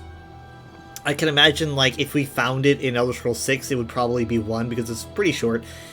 But it's called The Nine Coruscations, and it is essentially a book about a group of Magna G that seem to serve some purpose in the Mundus actively, aside from the general Magna G obviously would end up making the stars, but the Nine Coruscations have much larger impacts on existence as a whole. We know a few of them. For example, we know Meridia is one of them. Zero Lig is one of them. Memo Lee is one of them. And Athelia is one of them. So they play parts of varying capacities. And I'm not going to say that I am like a professor on them, but I do find them fascinating, and they are probably one of my favorite Elder Scrolls topics. Like, I would put them in like the top 3, maybe the top 2 even, of my favorite Elder Scrolls topics, despite me not fully understanding, because they're just such a complicated bit of lore. But in the book, The Nine Coruscations, they do discuss the Adamantine Tower in a very interesting way, because this is written by the Aelids, right? So the Aelids, in this case, are thinking very highly of the Coruscations, of which Athelia is one. And so we're going to be reading the final entry, which is about her. They don't really have a name for her. There's a lot of scratched out and worn down words. So they do have a name for her probably, but it's all worn out. So I can't read it. But this is definitely her.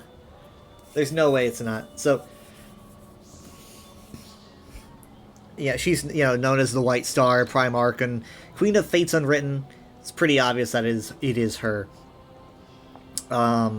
Showed her the Infinite Abyss, which I'm guessing is probably the Void. Indeterminate Sea, Mora Obscura. You can see that the word sea here correlates to the word Mora. I believe that the word Mora is probably some ancient Elnofex for an extensive unknown space. That's why it's used for oceans, and that's why it's also used for forests, is because it's a very wide, dark, unknown area. Like, basically, abyss, Also interesting that Obscura here is used for potentially infinite. Maybe I should make a note of that. Revealed the indefinite limits of Lorcaperion, which is... I'm pretty sure Aperion is a word that means heaven, so, like, indefinite limits, basically unlimited aspects of Lorkhan's heaven, to the 4 corners of the Arbix Arenae, which you can see here, this is the Arbis, and we get a good classic arena reference here. I love it when the Elder Scrolls likes to toss in the word arena. We know that there's no other reason they would do this other than just to kind of display to everyone that, Tamriel and even the Arbis is seen as an arena of conflict, and the only reason that word is used is probably because of the original title, The Elder Scrolls Arena. But this is something that I can never quite understand. I can never quite understand the 4 corners, which shows up in the Sermons of Vivec, and it also shows up here. So, like, I don't know. It's interesting.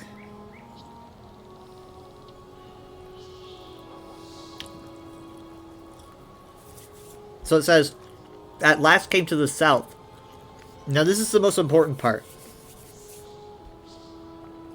blank, not only blank, Anui El and Sithis, blank, harmony within duality, unity of opposites. So, at this point, we're kind of discussing the fundamental existence of the Elder Scrolls universe, and how you have Anu and you have Padome, and how they are constantly at odds with each other, and the concepts of both are completely opposite, but they also make something bigger when put together. So you have unity of opposites that contains starlight and endless possibility beyond cosmic interplay. He named her Colors of Light, the madness of the Time God, and the first challenge of his shadow, who in nothingness saw those endless possibilities first. So, interestingly enough, when I looked at this on the UESP, someone had pointed out that the shadow is probably a reference to Lorcan. So in this case, it's kind of obvious the Time God is Azakatosh here. So essentially, it's saying like you need to take into account who's writing this. This is the Aylids, right? So they have a very high, at least these Aylids have a very high perception of Athelia. And so they're seeing Akatosh here as... I don't think they see him very well. I think they see him as a villain, basically. They claim that this is the madness of the Time God. And the shadow, which someone pointed out is Lorcan, saw possibilities, endless possibilities in the void, in the nothingness, right? I don't understand what this means, blank outside and separate from the Trinimic, yet crucial to all three. This is a little bit vague to me. We know that a Nimic is kind of like the true name, the aspects and concepts of Daedric beings. Not quite sure what that means entirely, but linear time layered atop infinite possibility. Thus did Akka, which is Aelidune for dragon, right? So it's talking about Akatosh here. Akka, blank, in the south, and yet blank, learned why his insanity is all that is and could be, blank, by this lesson, blank, Adamantia, stable spire fixed by a stone of nothing possible. So, essentially, it's saying here that, basically the vibe of this entry is that they want to talk about, the concept of unity of opposites, right? So if you want to point out opposites that work well together, I think you would probably want to also look at the idea of Athelia and Akatosh. I see them as being opposites, but together they make things work, because with Athelia, you have everything is possible, right? You have endless possibilities of the way things can go, right? That is her. But if you don't have the concept of Akatosh to make things more linear, then essentially you just have pure unstable dragon break everywhere, right? That's why it's called a dragon break, is because it's when Akatosh breaks, right? It's when Akatosh is no longer in control, is when everything breaks. The dragon has busted. So when the dragon is working, is essentially, what you're looking at is essentially the chaos of everything is being narrowed and made into complete logical linear sense by Akatosh. So it's saying that I guess it's saying that like Akatosh learned why his madness, his insanity, is all that is and could be, and then by this lesson, blank Adamantia, stable spire fixed by a stone of nothing possible. So you're seeing here that the gods make Adamantia, the Dureni Tower. It's basically like made to be completely stable. It is now something that is kind of anchoring everything together, and this is where the gods essentially form the nature of reality to kind of work together. And they call it a stone of nothing possible because it is a stone of, like, essentially they see it as incredibly restricting, right? These people seem to be huge fans of Athelia, so when you restrict stuff to one linear timeline, that just makes you feel so restricted. So I think that this mention of a stone of nothing possible is said with venom, right? It's said of something that they're unhappy with it. But in reality, when you look at it, like, I think from a normie's perspective, from like your usual mortal, they would be like, yeah, that's good. That's a good thing. I like that. Now this is kind of where I kind of don't understand. And I think that a lot of people at the UESP do understand, and I'm needing to learn more about it. But it says here, cleaving a path through and everything to reach Numantia. Thus, we must blank against man, blank, that our violence might bring forth a numinous paravant who may with unbound hands echo forth the prime Archon's endeavor. See, this is a bit more... I feel people probably understand this and they could tell me, but I don't quite get this one, because Numantia is a completely new term. We know that, you know, Numidium is a term, and I'm trying to extract what that could mean. Because I don't know what Numidium means when translated. You know, if I found that out, I could probably figure out what Numantia means. So I would guess that thus we must rebel against man, that our violence might bring forth a numinous paravant who may with unbound hands echo forth the prime Archon's endeavor. I don't know if the numinous paravant is like a hero, like the Vestige or someone like that, or if the numinous paravant would be someone like Torvasard. But I would assume that numinous paravant would probably be someone bigger. I don't know, someone that could maybe mantle Athelia in a way. I don't know, but that's not really where I'm an expert. What I really wanted to focus on is the reference here to why adamantine is important, and also just the completely badass way it's described. Stable spire fixed by a stone of nothing possible. Also, they have a hyphen here, adamantia, and then you have new mantia. So, but yeah, I do think this translates to like God home of the gods. Makes sense to me.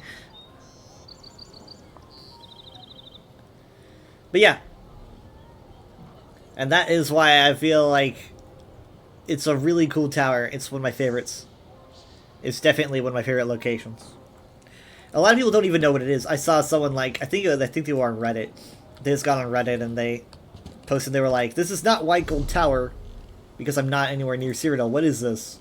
And it's like, wait until I tell you. I mean, remember, I'm not, there's no dumb questions. Someone might just not know. A lot of people probably don't know, and I am happy to teach them. Why are they welcoming another healer? Why is there another healer spot open? They're just like bringing anyone in?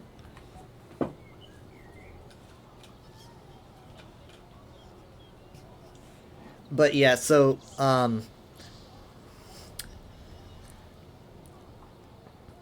I guess it's like,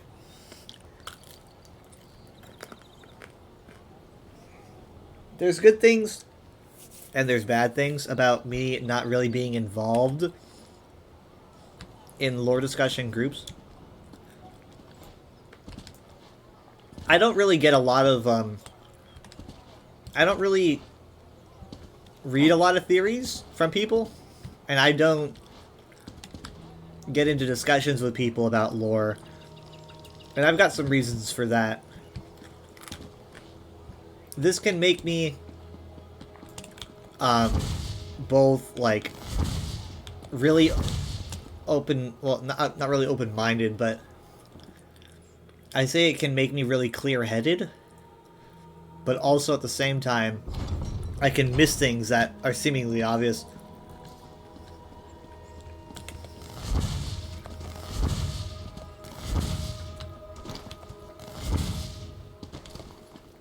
And the reason I have for not really getting into lore groups is because they can be kind of, I wouldn't say toxic, but they can be a little bit, like, touched by the many, many years that the Elder Scrolls had where they weren't really getting content.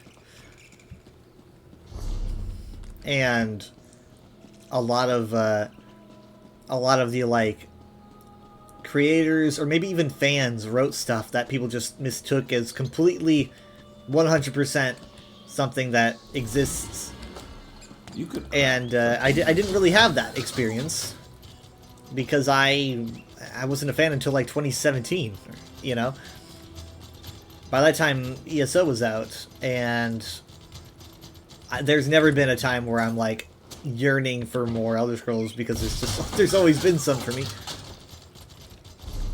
But for some people, they went a long time without, and so they just kind of like start to kind of claw at the bottom of the barrel and get into headcanons and get into things that might not be 100% seen as true canon. And because of that, I literally can't even dip my toes in the pool, and so I can't do that. Like, I've tried. The closest I get is by, like, running the UESP stream, right? But I've definitely had a couple mentions in there where it's like, okay, so, like, for example, the stream before last UESP stream, I obviously have a more extensive audience. I don't necessarily have more viewers, but I have more diverse viewers. So there was someone that came in that was talking about how, like, they were mad that... I don't know if they used the word retcon. I think they did, because I got kind of annoyed. They were like, they retcon Argonian things that Kirkbride had set, you know, this is how they work. And I'm like, well, I'm thinking it's not a retcon then. If it was never officially defined in the games, it's not how that works. Right? Like, let's just...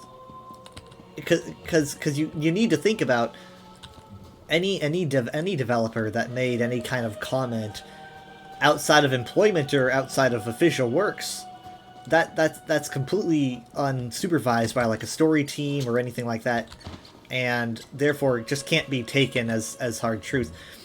An example that I like to the person annoyed you. I wouldn't say okay, well, maybe they annoyed me a little bit, but I also very much appreciated our discussion about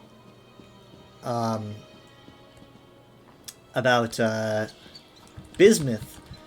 Even though I disagreed with them, at least we disagreed within bounds of the series, right? I mean, that's one thing to disagree within bounds of the lore. That's fine. But when you're starting to disagree about something that I don't consider to be really in the lore, that's a different thing, because now suddenly we're competing evidence against what I think could be more like a fairy tale. So, and it sounds rude. I didn't want to say it, but it's kind of the same thing. I mean, like, if you're saying it and you don't have any evidence for it, then it's basically a fairy tale, and as someone that tries to compile evidence for things, it doesn't really agree with me. So I tend to get more defensive, but I didn't get defensive with him, obviously. I represent the UESP, and I'm meant to stay professional, and obviously I do. I probably wouldn't have said anything on my own stream either, because there's no use. There's literally no use it's just too common. It's just no use.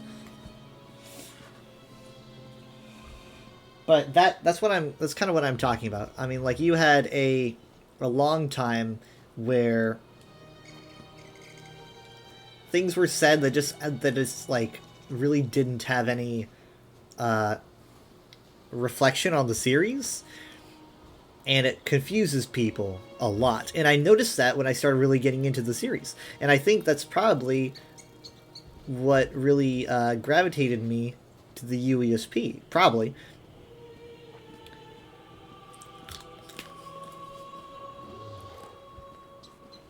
For example, okay, here's an example.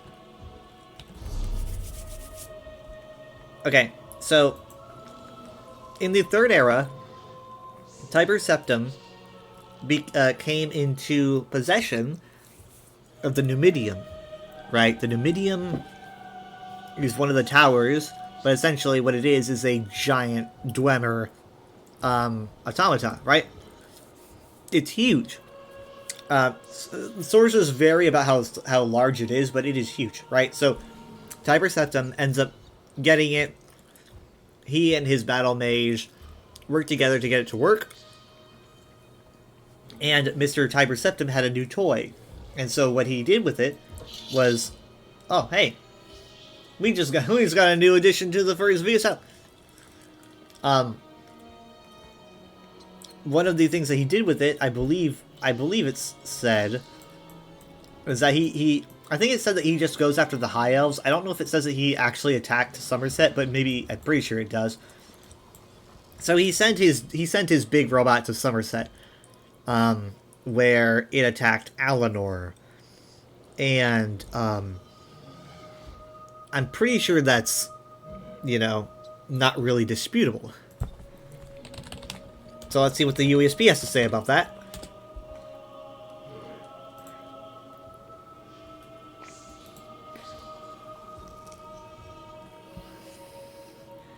Because it might not have said that they attacked Alinor.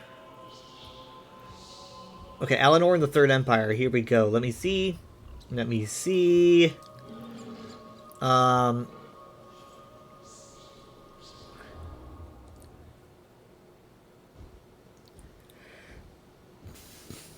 Okay, it was at this time that he had conquered Hammerfell and later had the land recognized as an imperial province, only to soon shift forces to the northeast. By the end of it, Tiber Septim received a Numidium, brass god of the Dwemer, and used his power to end the Eldmeri Dominion.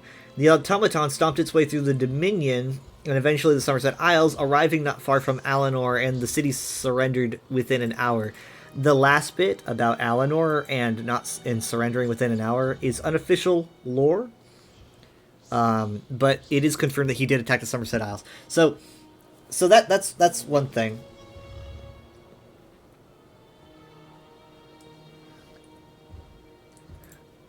So that would be... Wait a minute. Oh, okay, that was one of Kirkbride's posts. So any details about like the Siege of Alinor, or if it even happened, that's going to be one of Kirkbride's posts.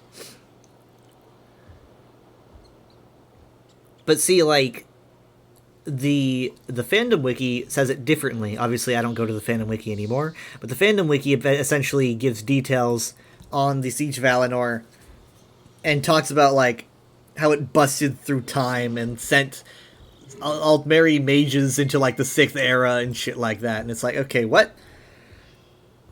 But see, I would talk to someone that would 100% talk to me like that was fact, right? Because he would consider it to be fact, and I might not consider it to be hard canon, and so basically us disagreeing on that makes communication completely meaningless, and that's why I don't even bother.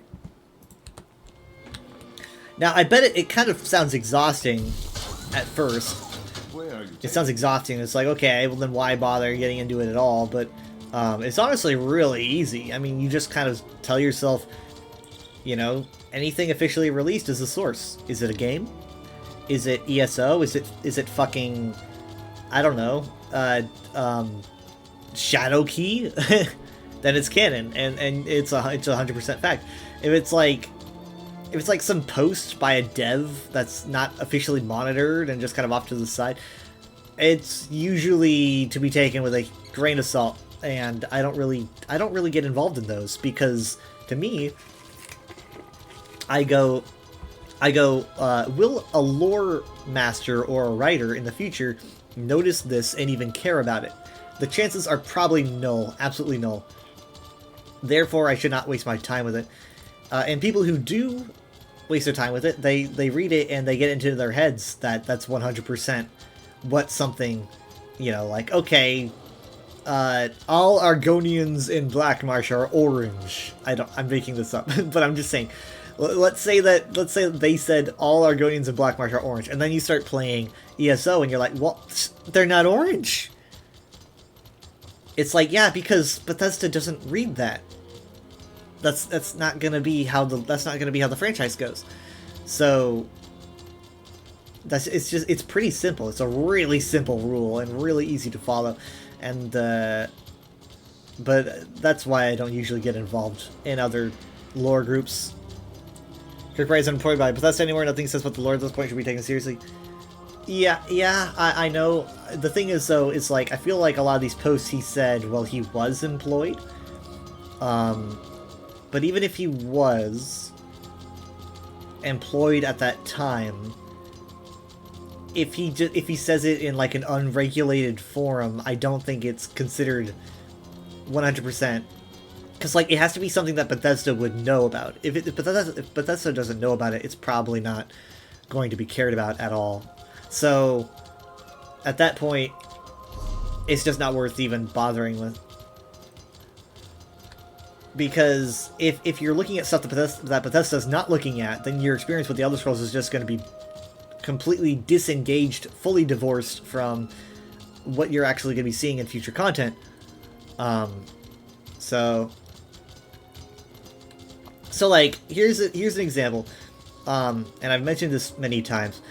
During the Elder Scrolls Online Blackwood's reveal trailer from January 2021, they were showing us, maybe it was January, I think, they were showing us little details on what to expect for the Blackwood chapter, and one of these details was they had at the time, Lore Master mentioned that the Sulzon Argonian tribe's perception of Mehrunes Dagon is that he is, in quotes, the true egg child of Sithis. Now, in the actual full release of the game, that's never said at all. It's never brought up.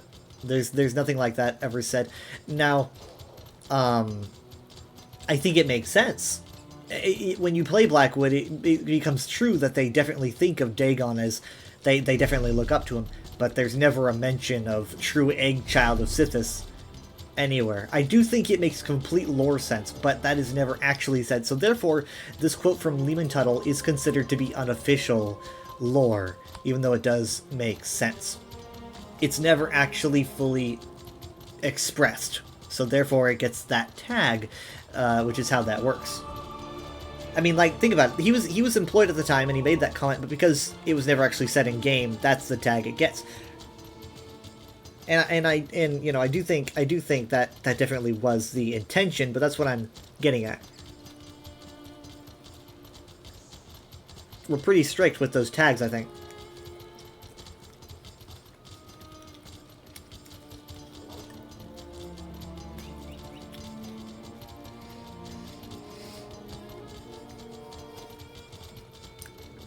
Of course, it really depends. It really depends, because, we're all different editors, and we're all different people, and we all have our different opinions on things.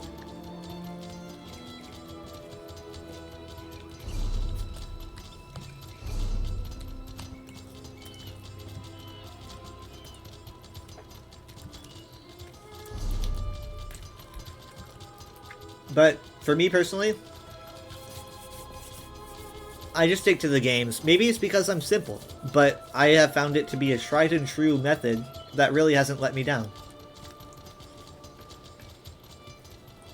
that bunny is so fucking small. Oh my god. Oh, hey! What the heck? Where'd he go? Where'd he go? Did he just, like, run under my... He, like, moved right as I moved. Oh, wait, no, there he is. I found him. He's good. He's fine. He's fine. He's good. Alright, he went to the bushes.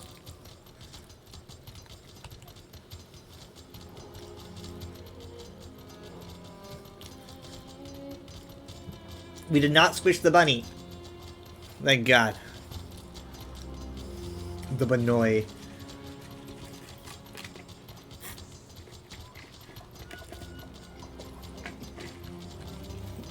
Another thing that I was talking about recently, I mentioned this, I think, on Sunday or Saturday. I was talking about how much I appreciate ESO's approach to Elder Scrolls lore and how baffling. I mean, I'm just so baffled that a lot of people don't even bother with ESO because it's like you're missing so much. It is a nearly unfathomable. Like, you're missing probably at this point at least a third of the series. I mean, like, it's huge. But essentially, I was talking about how much I appreciate ESO's direction, because due to the fact that ESO is an MMO and they have to cover so many things, they gotta keep making content, they pair that drive to make more content with also exceptional writers to really narrow down and focus on subjects that I think the mainline games would probably like never have touched. And if they did touch, I think it would have taken many, many games. Like, for example, the main games never told us anything about the Druids of Galen, except for like the first one. It was just like, the Britons come from the Druids of Galen, and that is it, right? Think about Argonians. Think about like the how the games treated the Argonians for 5 whole games, and it's like there was nothing. I mean, pretty much nothing in terms of their lore. I mean, like they made them slaves. That's fun, but learning about like the intricacies of Argonians, they just didn't. And the mainline games, I mean, like Elder Scrolls 6 has been like, you know, taking an ungodly amount of time to be made, and who knows if that game would even have expressed anything about Argonians. ESO, due to the fact that it just has to keep making more and more content and more content, it just keeps adding more and more stuff. Even like their microtransactions has fun lore stuff in it. I mean, it's everywhere. So that's why it's my favorite Elder Scrolls game. There's just so much to go off of, and I think that at this point a lot of Elder Scrolls fans and content creators have kind of embraced it. I love watching my Dwemer spider. Look at my Dwemer spider's legs when I skirt this rock. Watch.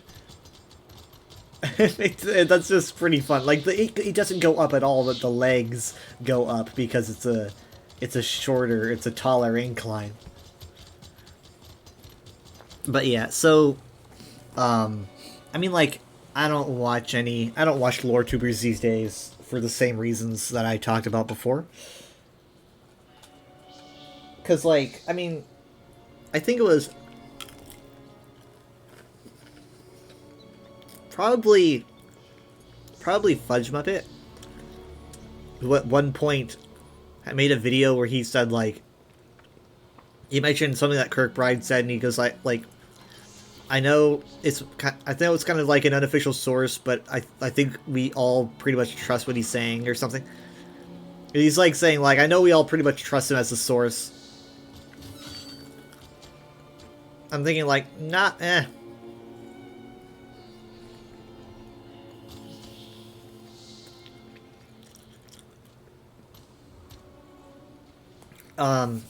being said, I think I watched a video on Fudge Muppet about... I think Fudge Muppet made a video on Fargrave, which was pretty fun. I don't think he's... He might not play ESO. I don't know if he does. It's an MMO. Not everyone's up for it, but I think he at least respects it to a degree. You think you think ESO takes place so far back none of the game's events will ripper into the mainline games? You love a lore book that talks about events in ESO. I definitely think that I mean, we've already seen ESO affect main games. I mentioned recently that the Sisters Archipelago being referenced in Oblivion Remastered is a definite ESO reference and the very first of its kind in a mainline Elder Scrolls game. I don't really know if that is true, though, because recently I was thinking about how there is a statue to Molag Bal in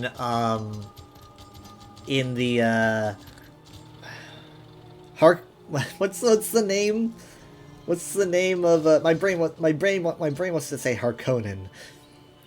What's the name of the vampire clan from Dawnguard? Can someone jog my memory, please?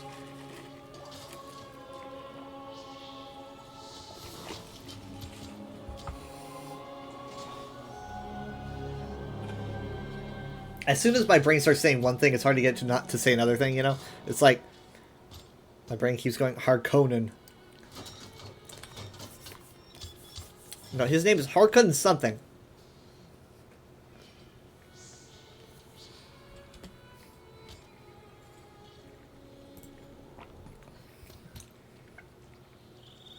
Let me see, hold on.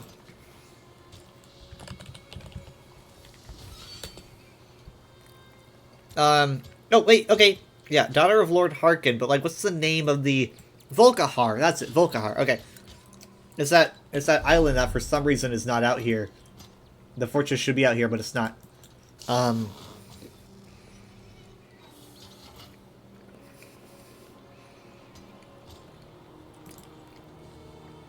So, the Volkihar have a statue of Molag Bal that looks just like his ESO appearance. And I don't think that... I don't believe that, he looks like that in any other material. It just looks like it was straight from ESO.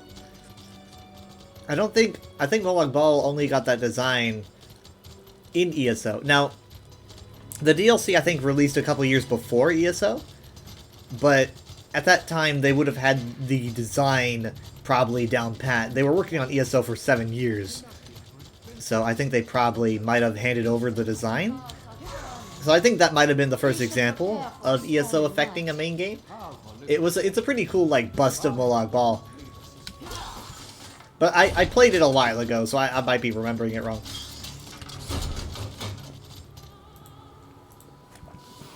Let me see. Castle Volkihar. Oh wait, hold on. I saw it.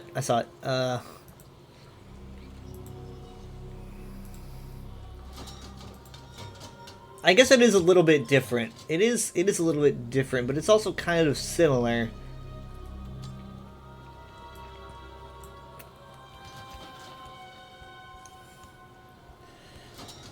It almost looks a little bit Dragon Priesty, which I find interesting. I guess it makes sense because of where it is. Give me a moment.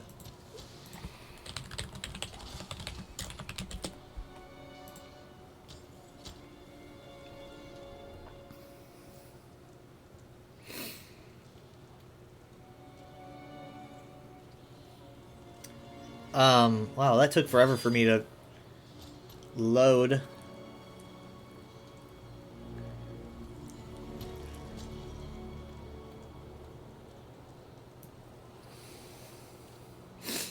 Okay, so I'm looking at him. I'm looking at his Morrowind look, which looks more like a dragon. His Daggerfall look, which looks more like a I don't really know how to describe that. Classic, like, he's like a devil, but he's green. Oblivion, it looks like his Morrowind, where he looks more dragon-like, kinda. He's got, like, fins. And so I would say that ESO adopted this design first. And it's not exactly the same in Skyrim, but you can definitely see a resemblance. I'm trying to get a good picture for you guys. Okay. Here, give me a second. Alright, so here we have his, like, this is like his ESO sort of design. As you all know. And this is what he looks like in Skyrim. You can see the mandibles and the sharp teeth are pretty similar. No other version of Molag Bal has that. And honestly, if you ask me, this almost seems like it has like a Nordic like alteration to it. Look at the Dragon Priest-esque eyes. I mean, it makes sense because of where it is, right? It's like got that kind of inspiration in it. So honestly, I wonder if there's like some kind of crossover between Volkihar and Kynes Aegis. You know, thinking like vampires and ancient Nords. I don't know. I don't know too much about Volkihar. I need to do more research. But as you can see here, that's the only version of Molag Bal that really looks remotely similar because, you know, that's Daggerfall. Look at his tail go. Look at his tail move. That's Daggerfall. This is Morrowind. You can see very, very different. Oblivion's is very much like Morrowind. Right here. Even the pose is very similar. And then, you know, ESO goes a very different direction.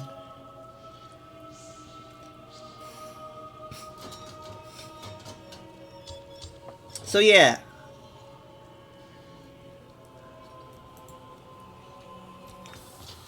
I mean, and here's a shrine dedicated to Molag Bal. This might be like base game Skyrim. This also looks really similar. So maybe, I don't know, maybe Skyrim took ESOs or ESO used Skyrims. I'm actually not sure.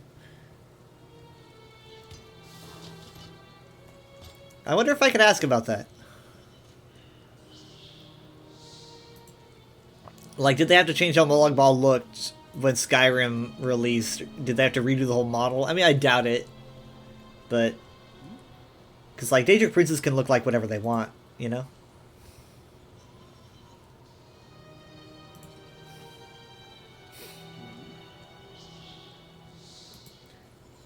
Also, I really like this picture. I always like this one. I like it as a poster. There's something super cool about this huge field, and this is like this dolmen. Boom. It looks so alien, right? I mean, like, fantasy alien invasion is just cool. Like, I get it. Oblivion Gates, everyone has a soft spot for Oblivion Gates. But, like, Dark Anchors are something else. Because Dark Anchors bring this vibe of, like, aliens are coming for you. You know? And honestly, that fits Molag Bal way better than... Because, like, Dagon is just like, I'm going to send people out to destroy things.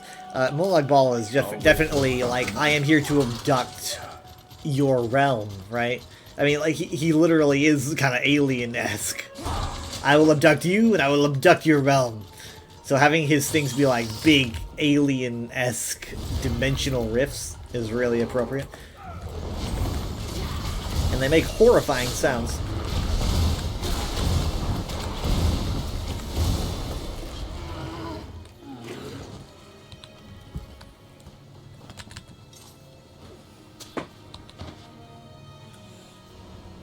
Anyway, yeah, so I don't know if there's some crossover between Volkihar and Kynes Aegis, but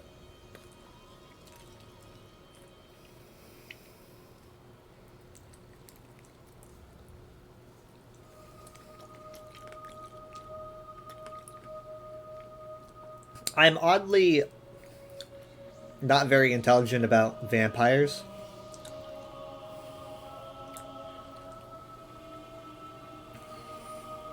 They're not generally my go-to.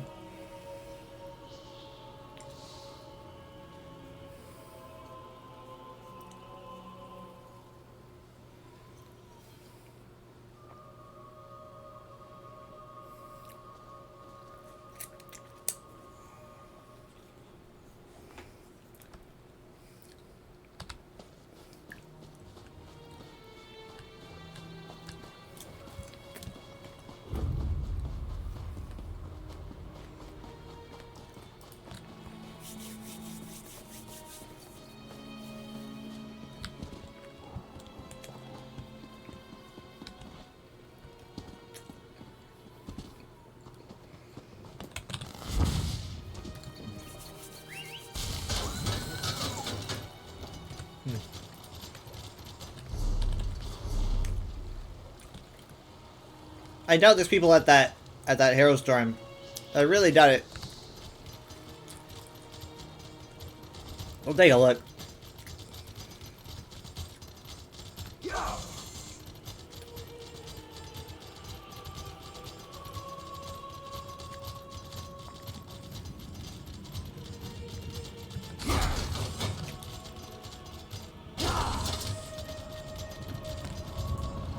Stay low, Sharp.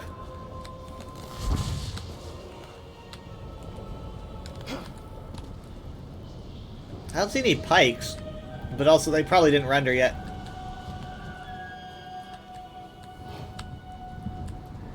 Oh, someone's there. There's a strike. Someone needs my help.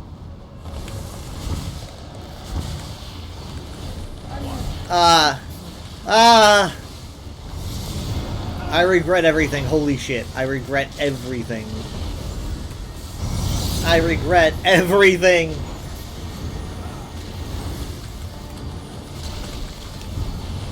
Okay, hold on. I literally have to, like, ask for the cavalry. I need to ask for help. Hold on. Zone chat.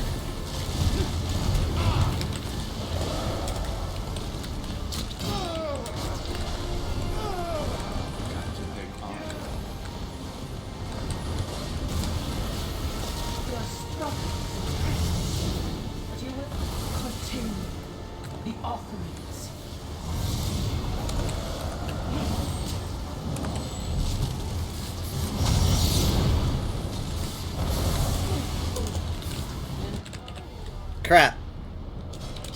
I'm down. I tried to type longer.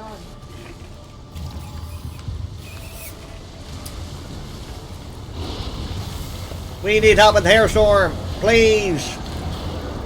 Someone, anyone, respawn. Oh shit, they went down immediately. Well, I don't care. As long as they're here to help. Any bit of help matters.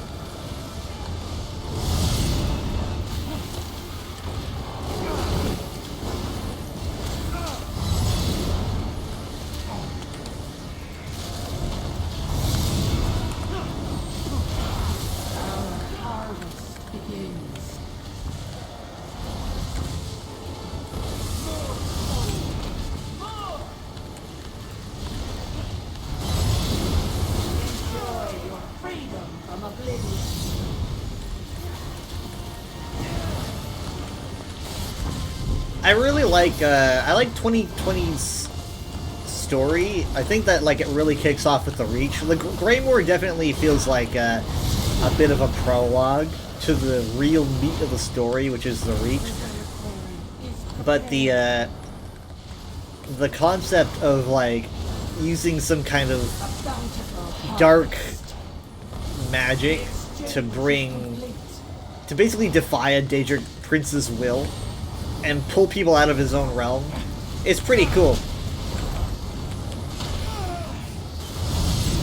I basically see it like, you know, like magically pulling a MacGyver, right? It's like using these really unorthodox ingredients to pull off an incredible task of defying literal Daedric magic just to yank people out of a realm because an idiot made a deal, you know, forever ago and ruined all their lives, and they get out of oblivion, and what do? They just want to die again, apparently.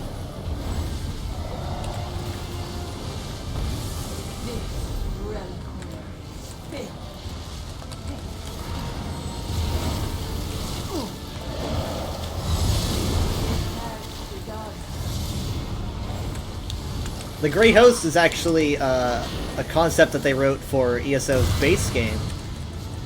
You can hear references to the Grey Host in a lot of base game content, such as content that you hear about in Bankurai, about St. Pellin, and things like that. I like it when ESO does that. I mean, you get expansion of not just ESO stuff. You get expansion of things that, you know, any of the games might have laid in place, which is really fun. But they continue to do that to this day with the expansion of Clan Coralania and how they were already mentioned in ESO's base game, and how they were like a reason for a lot of the stuff happening in like the Alakir Desert. So it's something that they still attempt to do to this day, and I always love it because like ESO does so much that it brings forth a lot of new concepts that are always very welcome, but also it doesn't forget the old concepts and it goes back and fleshes them out. And that's just a really sweet, happy medium. Because you never really feel like they're focusing too much on one end or the other.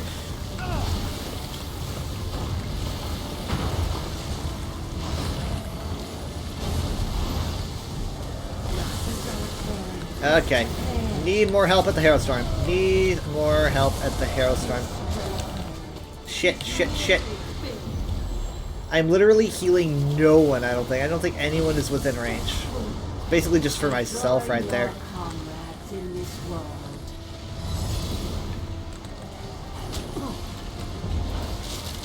Okay, here's what I'm gonna do. I'm gonna build up my ultimate again, and then I am going to use that damage reduction to ask for help again.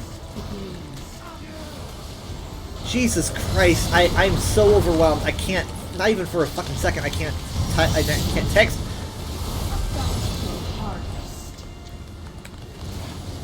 Okay, alright. Just a second. Come on.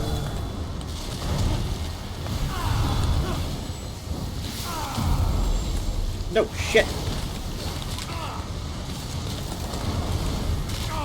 I think I might have just pulled myself out of it by accidentally opening a menu. It's good writing practice sometimes to throw away line leads to bigger story beats. Yeah, and they definitely didn't plan on... I don't think they planned on the Grey Host or Coralania, but they know to look for stuff to flesh out.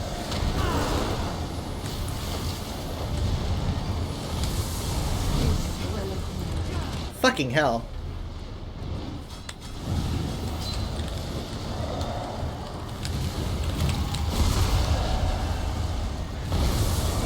Don't die, don't die, don't die, don't die, don't die, don't die.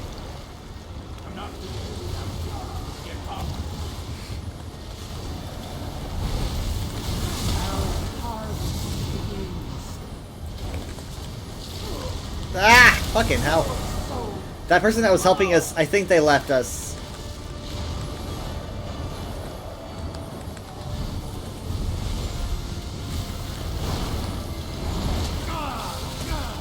Ah!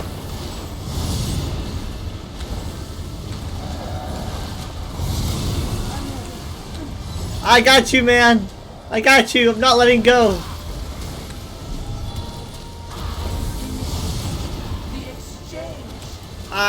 Not letting go! Ow! I can't- ah! Oh my god! Ah! I can't get up! Jesus Christ! He like nailed me to the fucking floor with his hand. And, like in the middle of my ultimate. Absolute disrespect. Hi Reblio. I'm struggling. I can't really see the chat very well. Because I can barely blink. There's too much going on. Enjoy your comrades in this world. Okay, try to put all of our effort into the pike. Come on. Come on.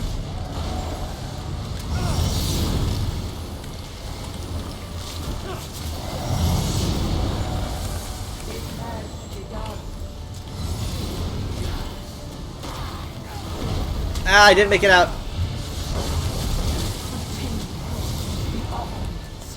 Ah! Ah!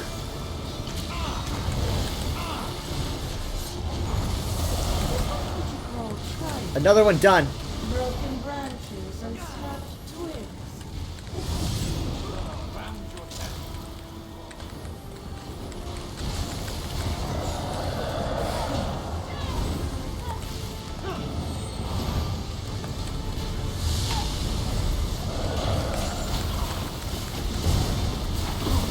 Wait, where's the ex-Grey Host stuff with the Ascendant Order? I don't remember that. It sounds so familiar though. It sounds familiar, but I don't remember the details.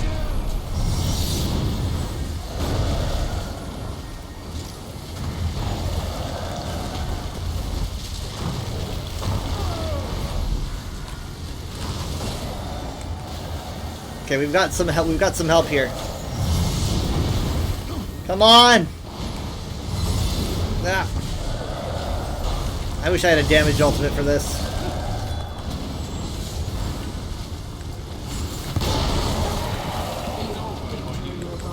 Will be short-lived.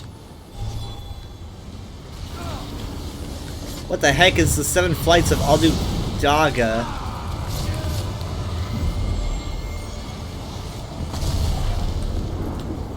What is that? It sounds familiar.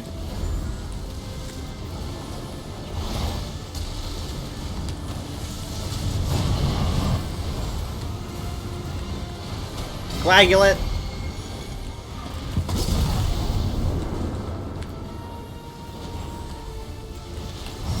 Oh, nice! The immobilization, that helps a lot. Gotta search them before it's too late.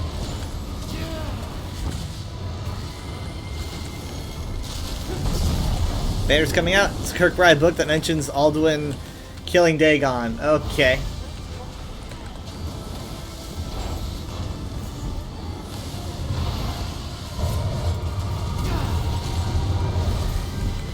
Two apocalyptic beings going at each other's throats.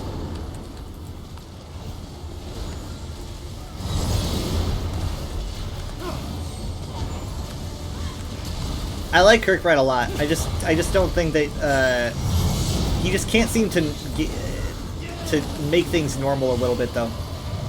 Anytime there's anything a little bit strange, he's always the guy to write it. And that's good and bad.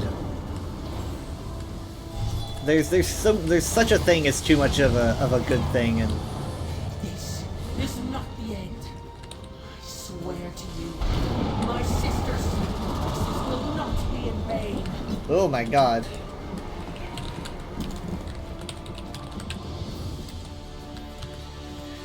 Thank you.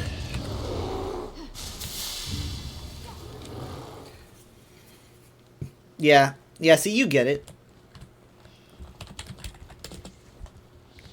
You get it.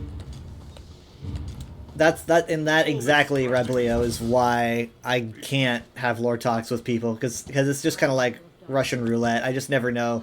You never know, and and with knowing my luck, I get those people.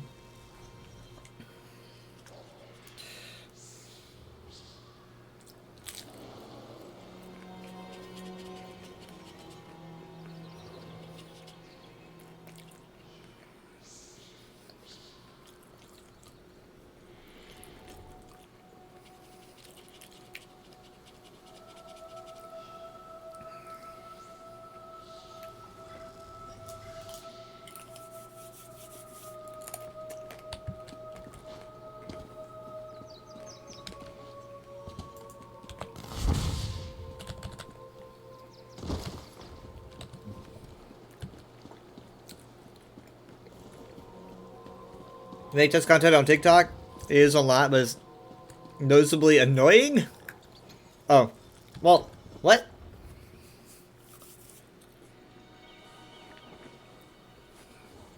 Why is annoying the word?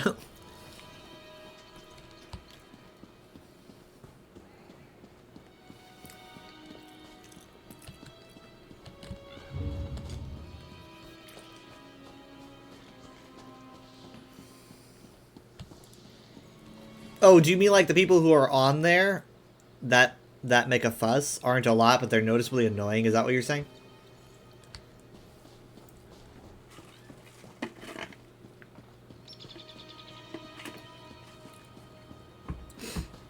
All the people who claim Kirkbride's works for Canada are just extremely stunning. I thought you meant like, I misread it as, I make Elder Scrolls content on TikTok. I don't make a lot of content, but it's noticeably annoying. It was like, you're not annoying.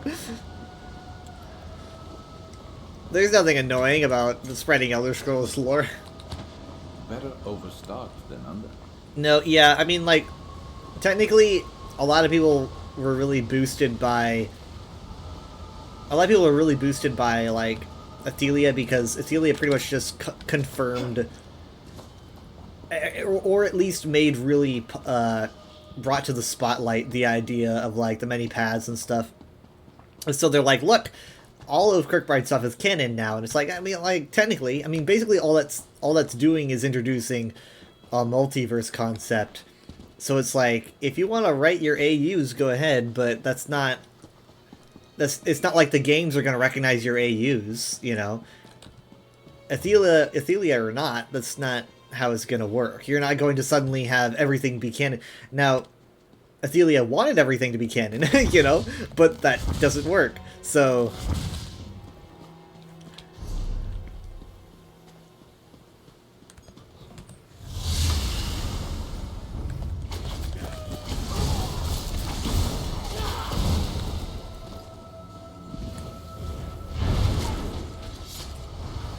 hold on, hold your horses.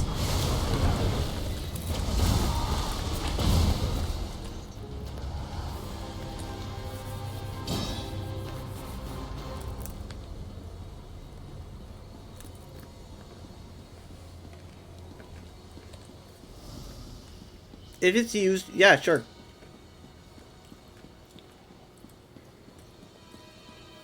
I mean, the main thing is, like, it's just gotta be used. It's really simple. It just has to be used in official content, and it's canon. That's just kind of how it works. I just don't get how people don't understand that.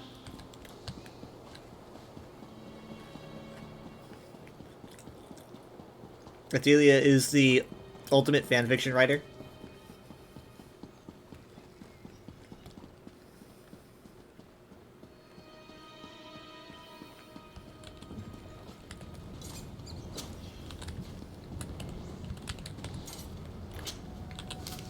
Always worth stocking up.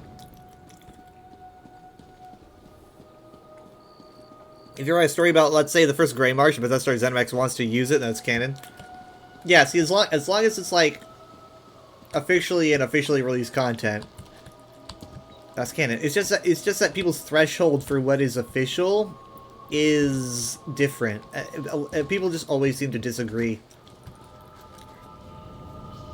I've gotten into little scuffles that make me not want to interact with the rest of the community. I remember when this door was broken.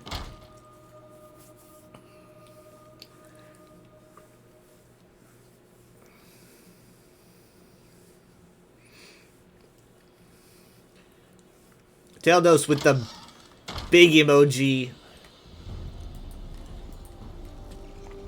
I wasn't going to stream for really long. But you know, I don't have that dentist appointment to go to, so I guess I could go a while, but not like Saturday long or anything. Thank you for the pets. You also would disagree with me because the USB is the unofficial Elder Scrolls pages. It finally happened. It finally happened. Do you know how much, like, I think about someone's gonna say that, like, and I never hear about it. I never hear about someone misunderstanding the term unofficial, but it finally happened.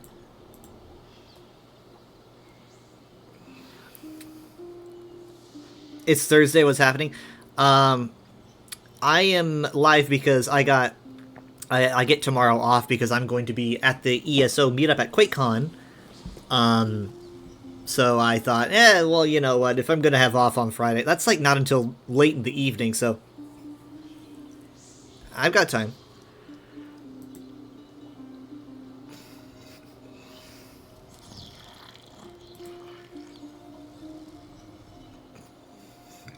How do you gigantify an emote? Do you just do this? Oh, hey, that's kind of cool. Boom. Yeah. Anyway, for anyone wondering, it's called the unofficial Elder Scrolls pages because we cannot call ourselves official, right? Because we are not... Hey, I didn't have this. we are not officially part of, you know, we're not making the games. We can't make the official Elder Scrolls pages because that would require that we like be part of the game making developing group. We are just fans, so we are completely unofficial. But obviously, ironically, people I think most people consider us to be like the official place for information. So you know, the ESO community, like a couple marrying in the ESO tavern Europe. My parents actually got married in Alinor. Obviously, they're married, but like in game, they got married in Alinor. I bought them both rings of Mara, and they went to the chapel, and we had a whole marriage and reception. That was fun. That was many, many, many years ago.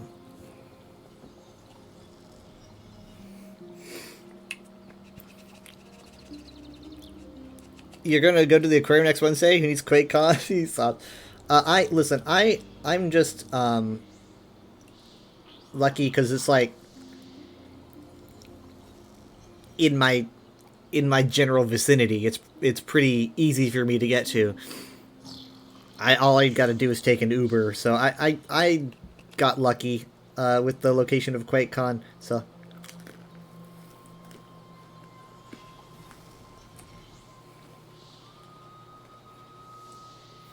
And yes, I know how to drive, but I ain't driving down there. There's nowhere to park, and it's like, it's wild down there. So there's no way I'm driving. I take an Uber whenever I go.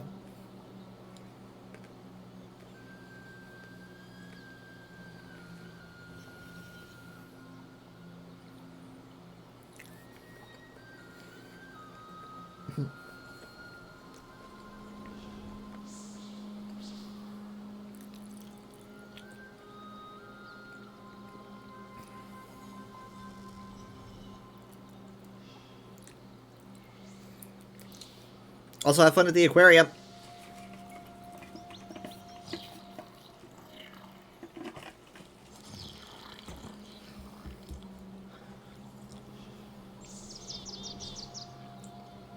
Try praying.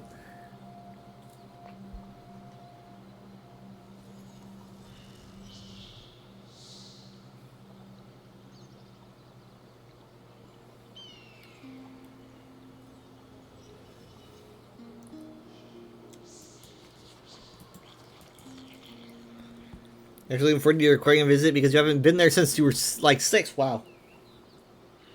Huh.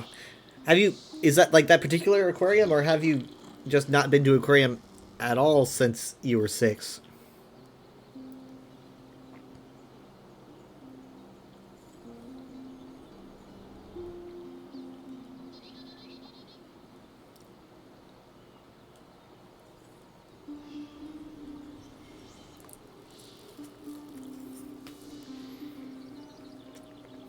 This particular one? Okay. I was about to say, like, surely you've been to an aquarium at all.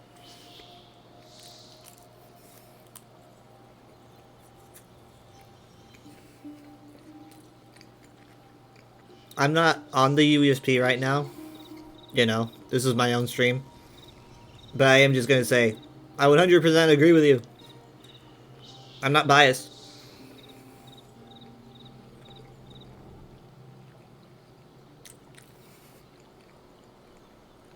I mean, there's a reason why I joined the UESP. It's because over time, I found that it was just the best place for information.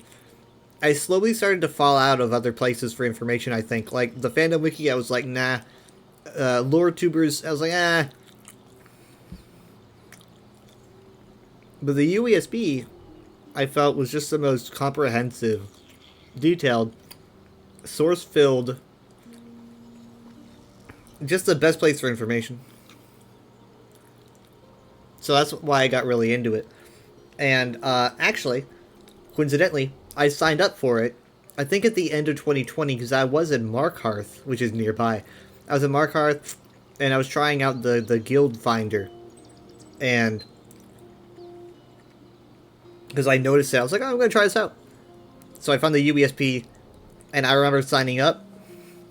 and I was brought in not too long after.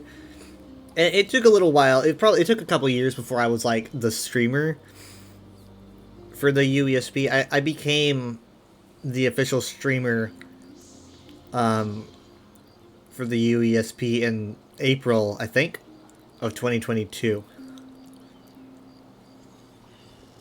But I've been doing it ever since. It's like, what, 3 years? Over 3 years? What the heck?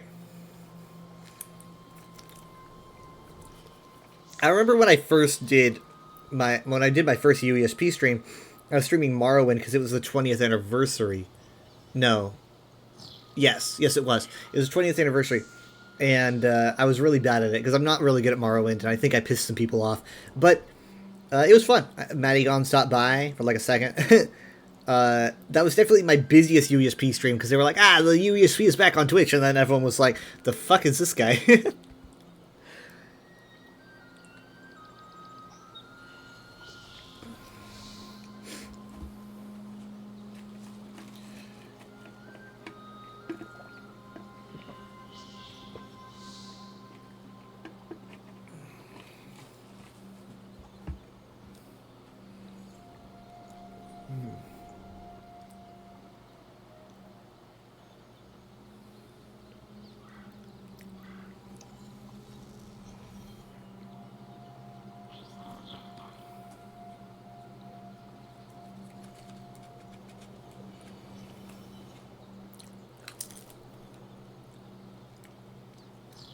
Really, outrunning bears? There's no actual good advice here. Okay.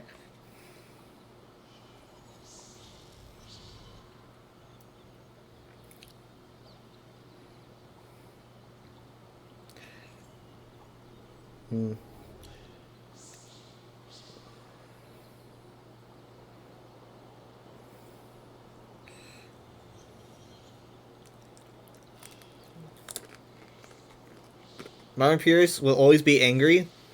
They're the New Vegas players of Elder Scrolls. Oh, the aquarium is in a different city that you have to drive to? Oh.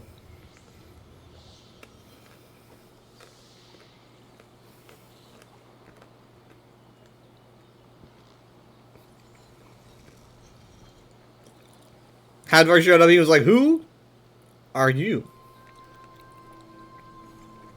I'm definitely the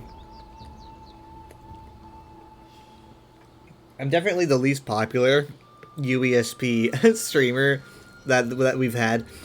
I think it's because I don't really bring the community energy I feel like the others did. I don't know what it is, but I don't have the thing that our other streamers had.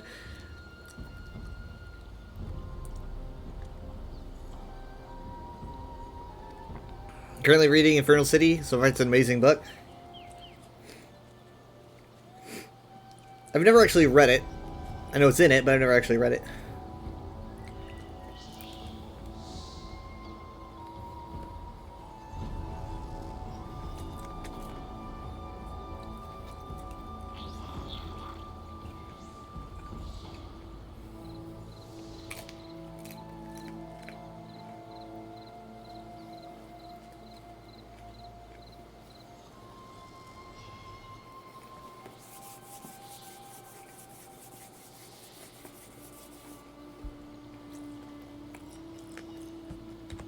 There should be a quotation mark here.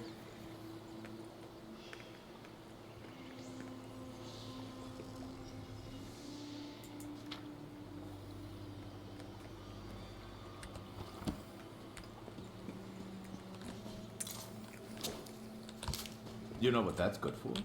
Ah, you'll figure it out.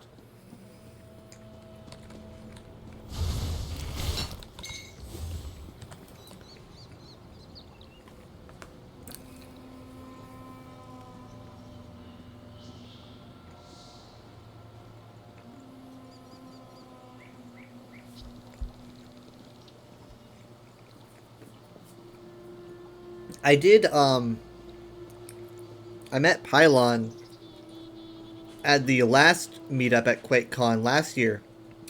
He was the Elder Scrolls streamer before me. Well, the UESP streamer before me. So we talked a while. That was fun. I like that.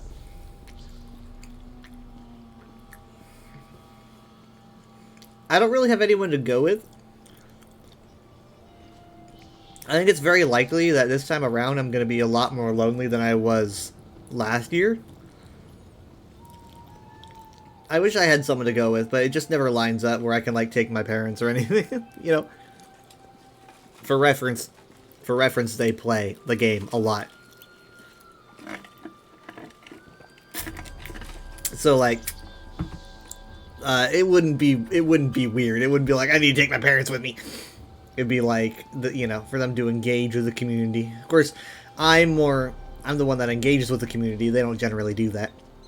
They don't really even know how to use the chat. They forget.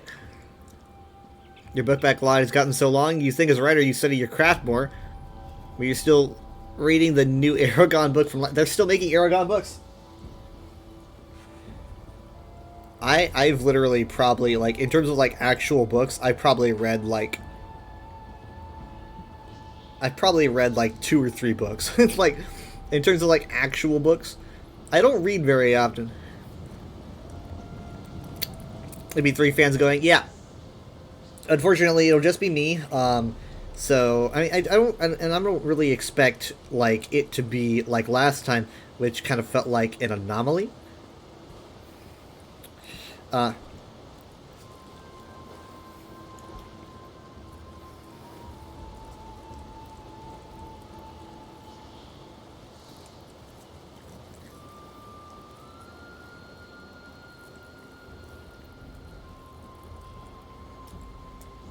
So yeah.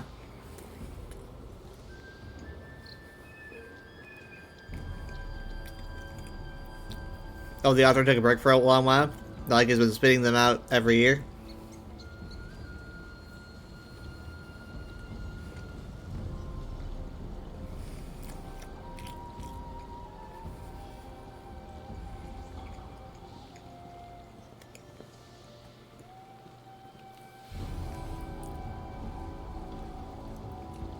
Anyway, because of the meetup, I don't know when I will be streaming, but I will be streaming tomorrow, or today, later today, you know.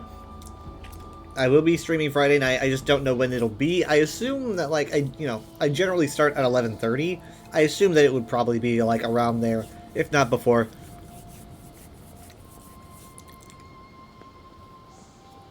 So it won't be too different.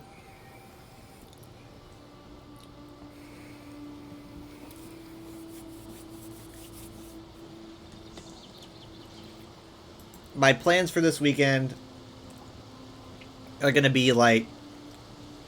Well, in terms of streaming, it's not going to be too terribly different, I don't think. I think that, like, we're kind of making a new plan, I think, for a format. What we've been doing is we've been doing a lot of VR chat. VR chat has been, like, Saturday and Sunday. But I think we're kind of, for the moment... rescheduling things where Saturday is VR chat and then Sunday will either be VR chat or Minecraft, because we're doing like a Minecraft hardcore series now that everyone seems to be enjoying.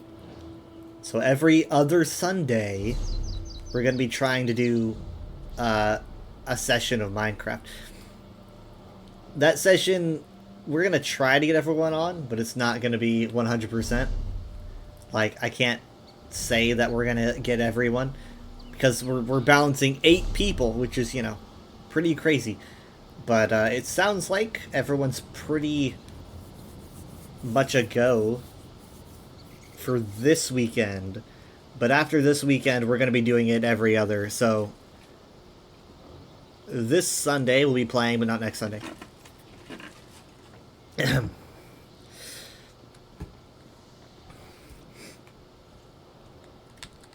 I really do like doing VR chat, though. It's just Good to get stocked up. we're running out of. I think we're running out of worlds to do. We're always scrambling around looking, for worlds, trying to find good ones, and a lot of VR chat worlds are just, they're just chat boxes. They're very pretty, cool places to hang out in, but they don't necessarily make for great content. It's the people that make the great content, and we do make great content, of course, but we can only do so much. I feel like a lot of viewers want to see things that are spectacular. I mean, like, when we did Organism, that was probably our high point so far, at least. Organism was like a classic. Going back to watch it would be a kind of weird for me, because I would be using the old skin I used, but in my opinion, the finale of Organism was probably one of my top ever streaming moments. I could rewatch it forever. It's just so fun. Luckily, the guy who made Organism made like several other maps that are related to it, so we're probably gonna aim for those, but we gotta space them out. We don't want to run out.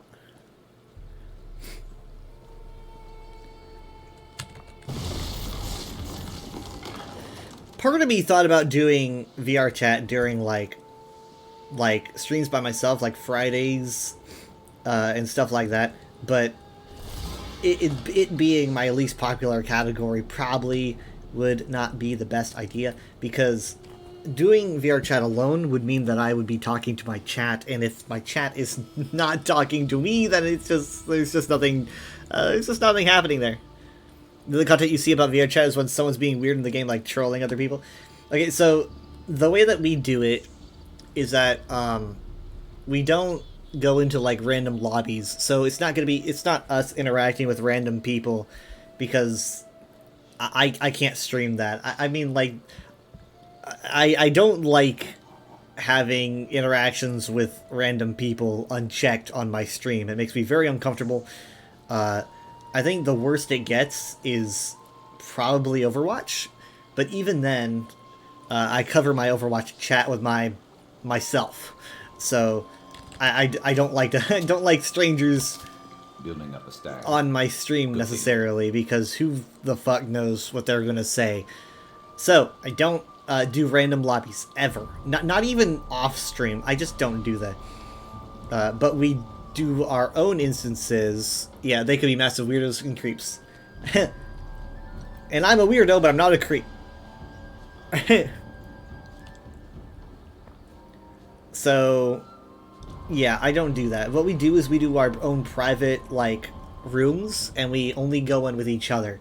So it's, like, only us. And by us, I mean, like, me, Quantum, Minty, and Mom. And Craze joins us too sometimes, and Michaela joins us sometimes. So it's like, it's a decent group. I mean, we played Wheel of Fortune not too long ago. That was really fun. We literally did like a whole game of Wheel of Fortune, and we also did Who Wants to Be a Millionaire. That was really cool. Let me tell you, VR chat is something else, guys. Like, if you have a headset and you're playing VR, there's something about it. I don't see it as like the future of gaming, really. I think that like maybe if we found a way to make games like Sword Art Online where you could bring your mind into the game, obviously, which that would be incredibly dangerous, but if we had that, I think that would be the new way to play video games. But as it is, like, VR is fun, but I don't see it as a way to transform gaming. I know my brother does, but I don't really. I find it as a different kind of gaming, like how I'll play Minecraft on my phone, and then I'll play it on the PC. There's two different ways to play it, but I don't see it as superior. But let me tell you though, Neuralink plus VR headset, yeah. But let me tell you, it's more like a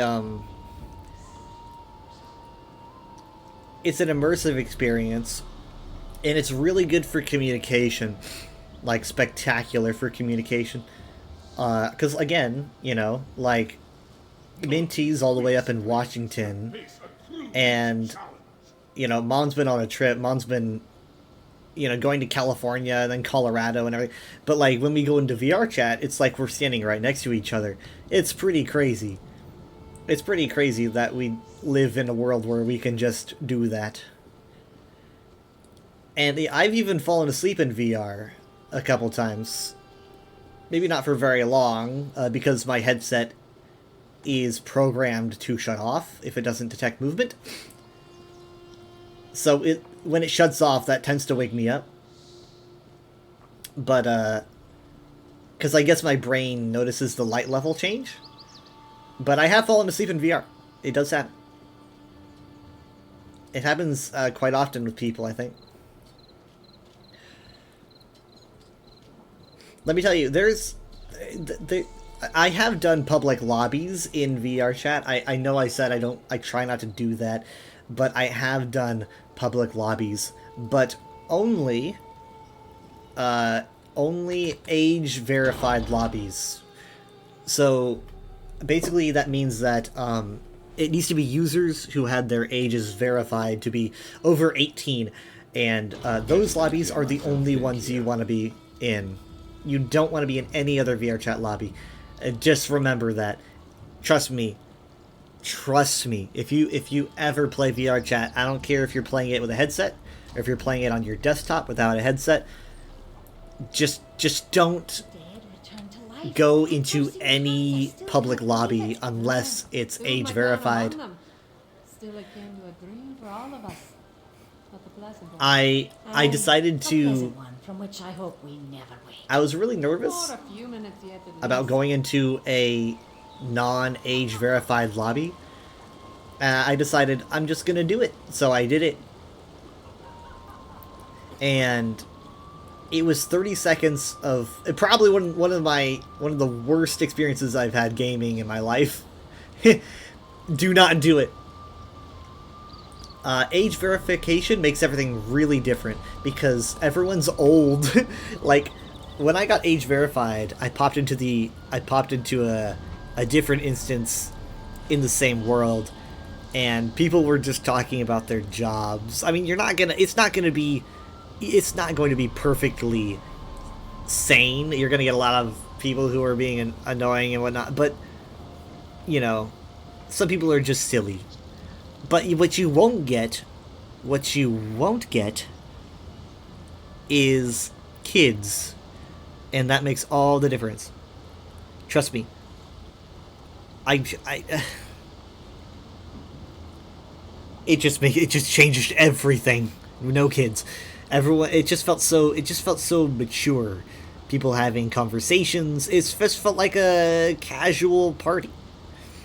And I don't talk to these people a lot because I guess I have to use the word shy even though I don't want to.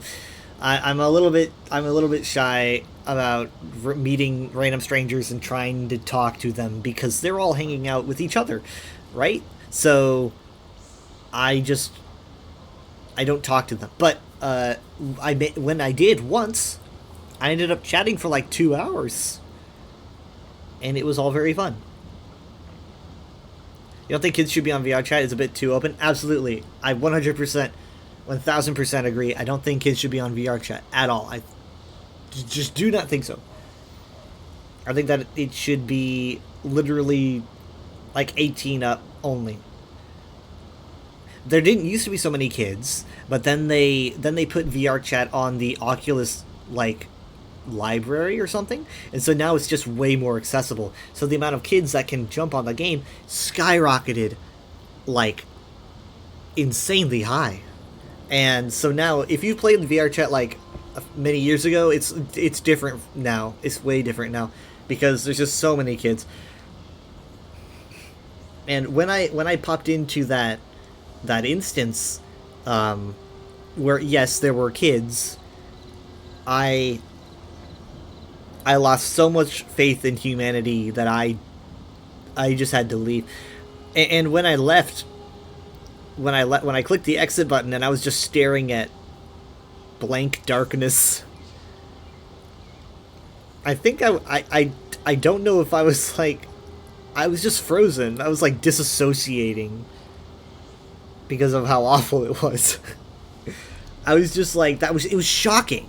That's what it was. It was like shock. I was like, I cannot believe how awful that was.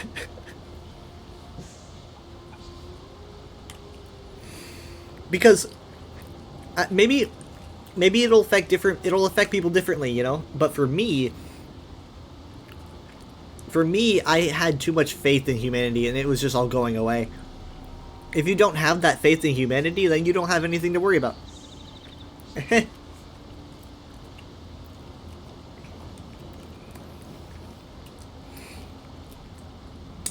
But I mean, like, because I'm just so worried about kids. I'm so worried about kids.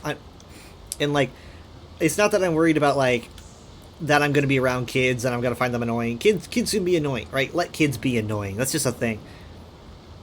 Let kids, you know, repeat that part of a movie trailer that they just can't seem to get out of their heads. That happens all the time. That's just the thing with kids. But that's how it was when I was a kid. You know, like, you'd be walking through a school hallway and people are just shouting the same damn joke from a movie trailer that you just can't get out of your head, or whatever. But these days, there's just so much hateful stuff out there that kids can just get their hands on that I couldn't back in the day. I mean, yeah, granted, the internet existed. There was all kinds of stuff on the internet, but it wasn't like it is now. And I sound like a boomer or whatever, but there's just so much stuff on the internet. Like right now, I'm a Twitch streamer, right? You guys, let's see what, like, I got almost 10 people watching. You're watching from all over the globe.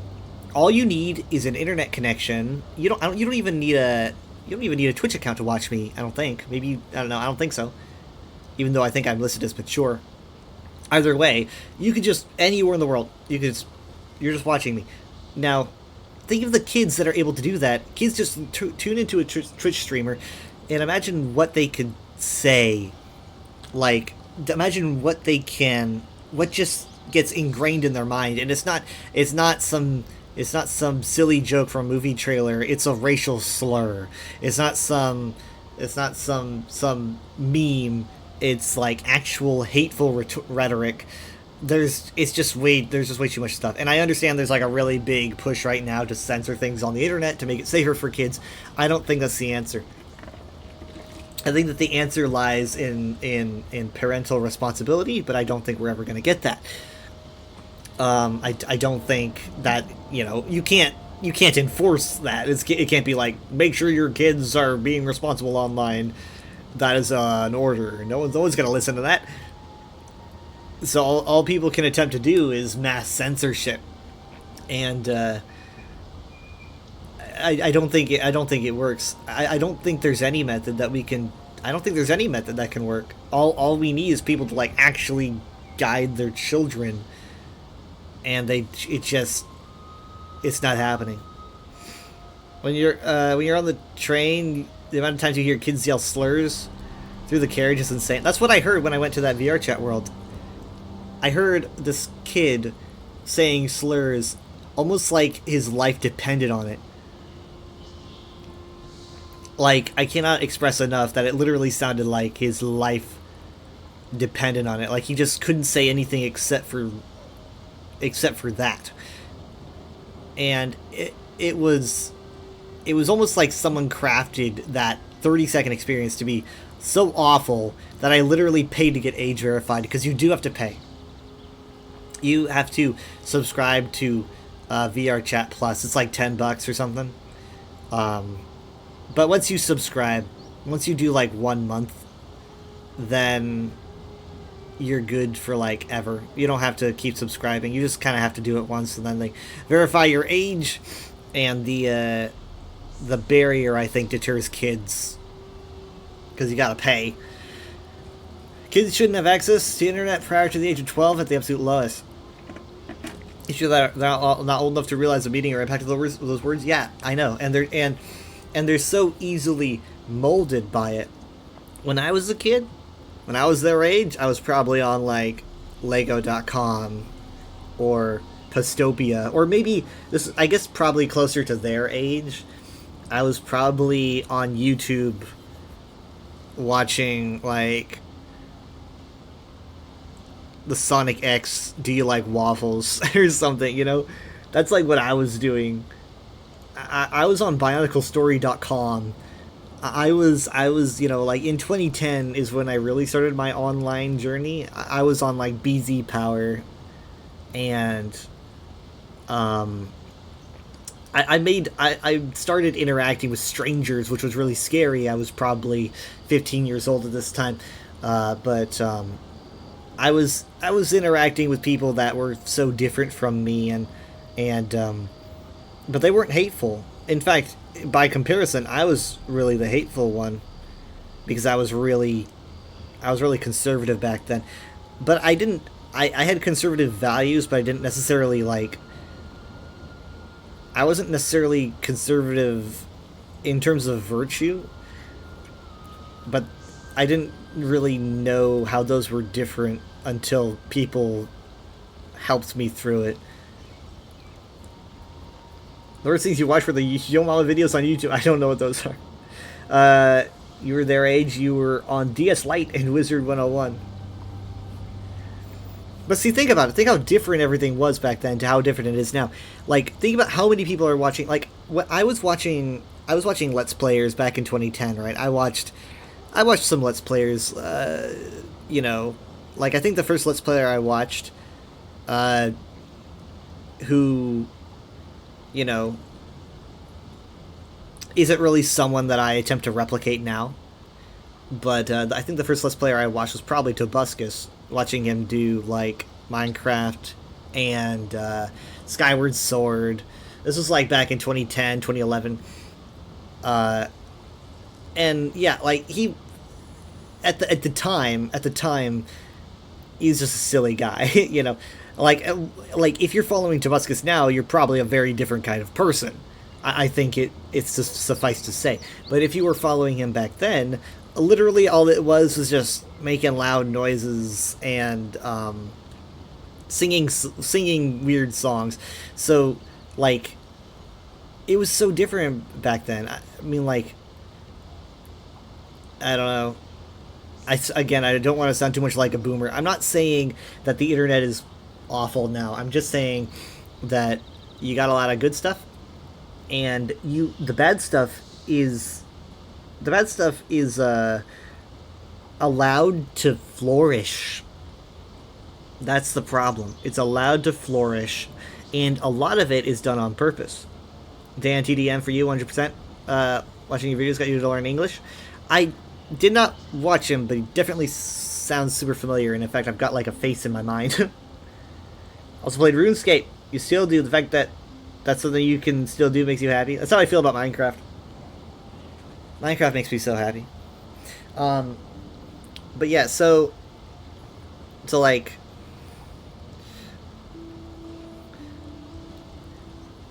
I don't want everyone to think I'm, like, believing that humanity and everything was better back then. All I'm saying is that the content that kids were able to reach was not so threatening to them as people. Kids are malleable. Their brains are so easy to mold.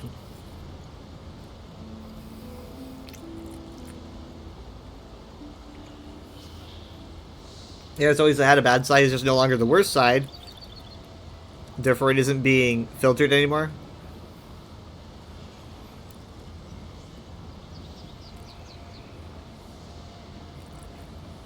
I guess. I mean, like, I think that it's also the, what's the word? It's the encouragement of bad behavior that has really made the internet a rougher place. For example, when the internet started getting more financially focused, a lot more people started making content creation their way of life.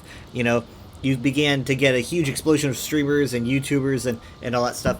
When the internet entered that era of like, you can get money for doing this, and it really started taking off, I think that a culture started to brew where people were like, if I'm really bad, that gets people to talk about me in a positive way and in a negative way, and therefore that's two different ways, and that's more engagement. I mean, we see it all the time today, and that is why Twitter got exceptionally worse when the Twitter Blue thing happened, because we reward everyone for being awful people because they get engagement from people that hate them, they get engagement from people that agree with them, and therefore they grow and they grow and they grow, and everyone sees them, and they just get worse and worse and worse. And if you're wondering why we have such big names as, like, we have such terrible people as big names, that's why. Because being a terrible person gets everyone to look at you. No one wants to look away from a terrible person. Everyone wants to talk about them. I mean, like, we make documentaries about terrible people, you know? And we just can't really help ourselves. Bad news is good advertisement, yeah. I mean, like, a lot of people just don't seem to understand it. Like, I see people all the time who post something on Twitter, and then people are quote tweeting their post, and they're commenting, and it's like, no, don't interact. Do not interact. This is bait. They are trying to get you. I mean, like, and here's the thing, though, is that it's not bait all the time. And sometimes it's a blend of bait and also genuine perspective. Sometimes it's their actual viewpoint that they view as also being bait. For example, if I had... It's kind of like someone whose favorite thing might be like the least favorite thing for a fandom, right? So this is a more innocent example, but like if someone literally genuinely viewed like Star Wars Episode 9 as their favorite Star Wars movie, there's people out there, and I'm not judging them, I'm just saying that's not a very popular choice. So those people would be like, I can kind of stir the pot by talking about how Star Wars Episode 9 is my favorite Star Wars film, but also, at the same time, it is genuinely their opinion. So they can do both. So a lot of times that is the case. It's not always just bait for the sake of bait. It's also, I like to stir the pot, and I'm also being genuine. So, that being said, we are boosting a lot of actual racist people, you know, homophobic people. We're just boosting them. We just can't leave them alone. If you're wondering where this whole, like, why culture is getting worse online, why Twitter is full of Nazis, it's like, this is why. I mean, they used to be ashamed. They used to be fucking scared. Now we're paying them. Right? And our kids are paying the price. They're victims of this huge expansive culture. And we just can't seem to stop. And basically, if we want to stop it all, we have to demonetize everything. I mean, it's a terrible thing, and it will never happen because, you know, we're never going to drop an opportunity to make money, but if we demonetize everything, it will slow down significantly. So, and that's it's just not going to happen. But I mean, like, there was an attempt very recently. Wait, hold on. Just look at every French Pennsylvania news site, and it's always about a massive problem. Well, technically, I mean, it is the news, but yeah. People are too greedy to demonetize the internet. I hate, I'm just saying. Oh, you mean, like, people are too greedy to even think about, yeah, okay. Yeah. Yeah, it's not going to happen. It will never happen. Because basically, like, if you can make money, then you can't... If money is to be made, there can't be a change. Change will never come before finance. Literally, the only way you can make, like, companies make massive changes is if they're losing money. If they're suddenly losing a bunch of money, and they view it as, like, financially a good decision to drop something, then they'll do it. But they'll never do it if there's no actual financial impact. So, yep, never gonna happen. But that's this kind of world that we are in now. Is we just reward the worst people, and a lot of the positive people that you see, they're not generally gonna get the spotlight. So, yeah, I feel like as a culture, though, a lot of us are kind of slowly becoming self-aware.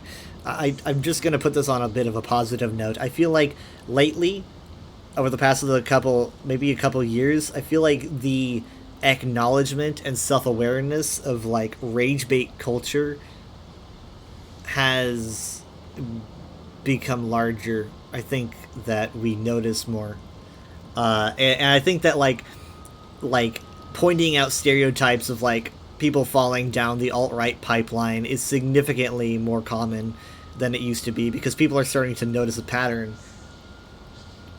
So you have that.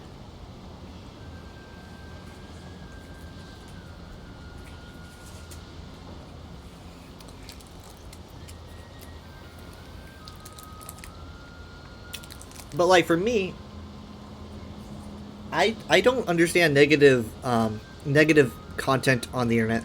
I could never really get into it.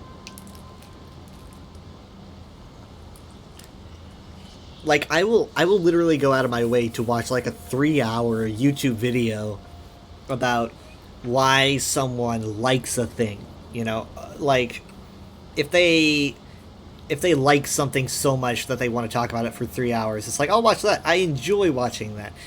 I mean, like, it's fun to see people be passionate about something, and be open-minded about something. I like that a lot more. Like I said earlier, I've been watching this guy. I should probably, I mean, I don't know him, so I can't say whether or not how nice of a person he is, but he seems pretty nice. I've been watching this streamer play Minecraft for the first time. He goes by at About Oliver, and he's been playing Minecraft for the very first time. He's never played before, and it's a very good series. I think like each part is like 2 hours, and so there's 3 parts. It's like 6 hours overall, and he's very fun to watch because he kind of reminds me of old-timey Minecraft Let's Players. He's very open-minded about all the stuff that he's experiencing. He's very excited about discovering things. He's never going on rants or anything. He's just fun to watch. He's wholesome to watch, and I like that. And I'm not saying that, like, you should watch only, like, toxic positivity or something. I'm not saying that you should only watch the purest of the pure things. Like, you know, earlier in my stream, I was complaining about the Elder Scrolls Online's decision to abandon the Balfira tutorial. I thought that was... I still disagree with that. But that's not the theme of my content, you know? I can have something that I disagree with, and that's not my brand, but it's gonna happen. For example, like in the Star Wars community, which is a very dangerous community, which sounds really weird to say for a fandom, but the Star Wars fandom's pretty uptight. They're very tough to get along with in my experience. And I am someone that likes Star Wars, and so for me it's tough to find content creators within the fandom to watch. And I found one that I really enjoyed because I felt like it was a channel that blended positivity with, like, they weren't afraid to say they didn't like something, but they're not going to go as far as to say that is it's a terrible thing and you should be terrible for liking it, right? That's not their brand. The brand is to, like, they can say, yeah, we didn't like this, but their brand is not to say, this is literally the end of the world. Like, the franchise is going downhill because of this. That's just rage posting, right? You can not like something. That's fine, you know? There's things in ESO I'll be like, I didn't like that as much. But other people might like it. That's up to them. But yeah, this channel is Star Wars Explained. Star Wars Explained is like my go-to Star Wars channel. A lot of good vibes. I have no idea how they survive in I used to think the companionship was fandom. having someone to outrun if something dangerous was chasing me. Never thought I'd meet someone who just faced the danger with me. Sharp is having a moment. He's having a moment. And now he's gonna go back to looking at the ground. He doesn't want to make eye contact after that.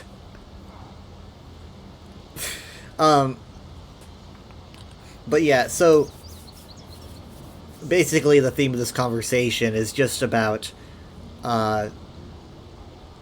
it's about what kind of content is healthy for the internet. What kind of content is healthy to watch and to create? It's I mean, like, I feel like the kind of content we see from rage bait channels is not only unhealthy for the viewers, but it's also unhealthy for the one making the content. I mean, there's no positive outcome for that. You just become worse. That's why they call it a pipeline. You just continue on, and it just gets worse. I've watched it happen. There have, like, again, there's been content creators that I liked that just became worse and worse people, because, like, they'll do something and the reaction from it might not be savory, and instead of being introspective, they just become worse.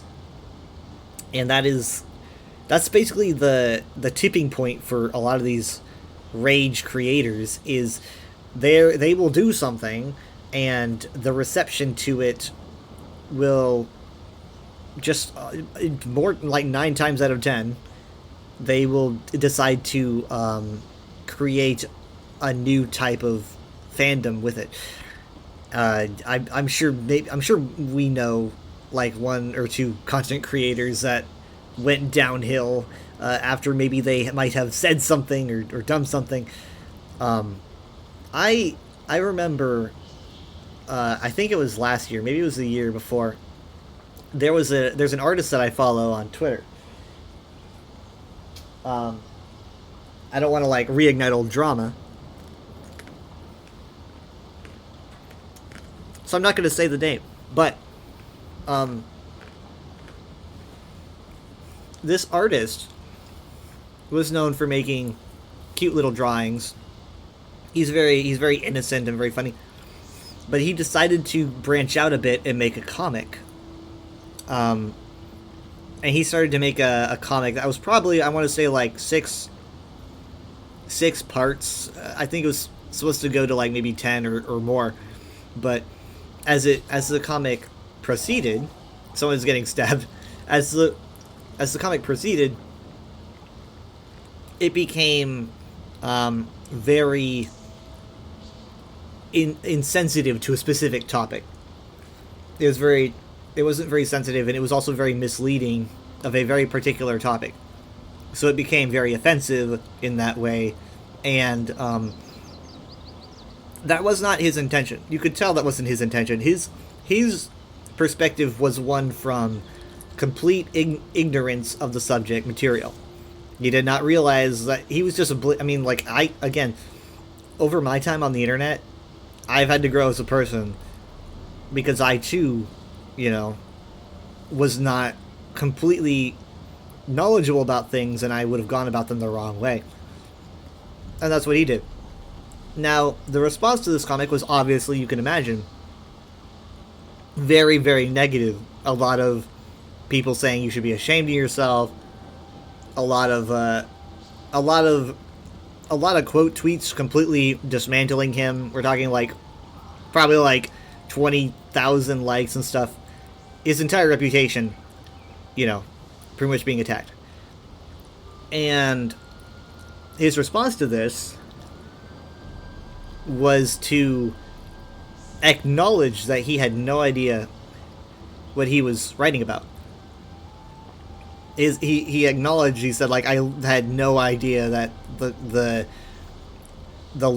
complexity of this topic and how nuanced it was, and that I had misconceptions about the entire thing, and because of that, he just stopped doing the comic.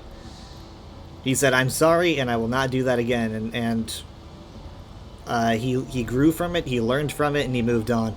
And a lot of people tried to drag him back down. I remember seeing him just kind of go back to his art posts, and people tried to say, "Hey, dude, we didn't forget about the shit you did, about that comic that you made." And people would reply to those commenters and say, "No, he learned from it. He grew as a person, and we're moving on."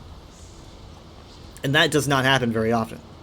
What happened right there does not happen very often. Very often, it goes the other way, where like a lot of people just get worse because we lack self-introspection as just human beings in general. It's not a culture thing. It's just human beings in general don't like to understand why they feel the way they do, and it's also, I'll be honest, it's also probably very hard to tackle a subject when you have tens of thousands, maybe hundreds of thousands of people tackling you for something you just might not have really known much about. So a lot of people go down the hateful way, and they make their branding off of that instead of realizing that maybe they did something wrong. I mean, like, again, though, you can make money off of being a rage baiter and stuff. It's a genuine way to make money, but like those people just they never seem happy. They never seem really happy, and it's like that's your life. Is that really gonna be what you want to do with it? I mean, like, it's all cool. It's all cool if you want to make content. I don't care if you stream for a living. You know, that's fun. That's good. But like, to make a living off of hating people and like teaching kids how just to be awful, because like we're an example, you know. Kids come online, they see us, and we're an example. And I know I swear like a sailor on the internet. I'm sorry. I swear like crazy. But, like, I do have my stream marked as mature. In my defense. What I don't do is I don't use hateful language. Obviously, on stream or off stream, you know?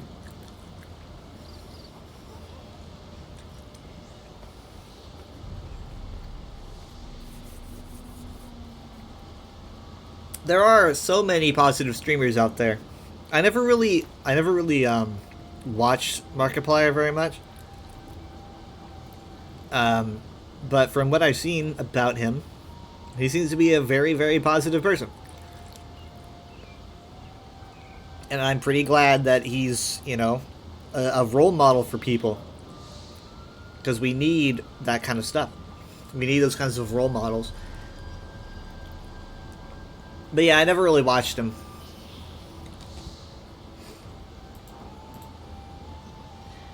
I did watch, I follow his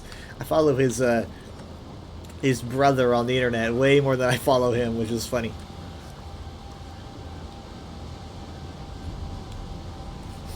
I knew, well, I probably knew Markiplier before I knew Two Kinds, but I you know, was always more into following Two Kinds, and then I was like,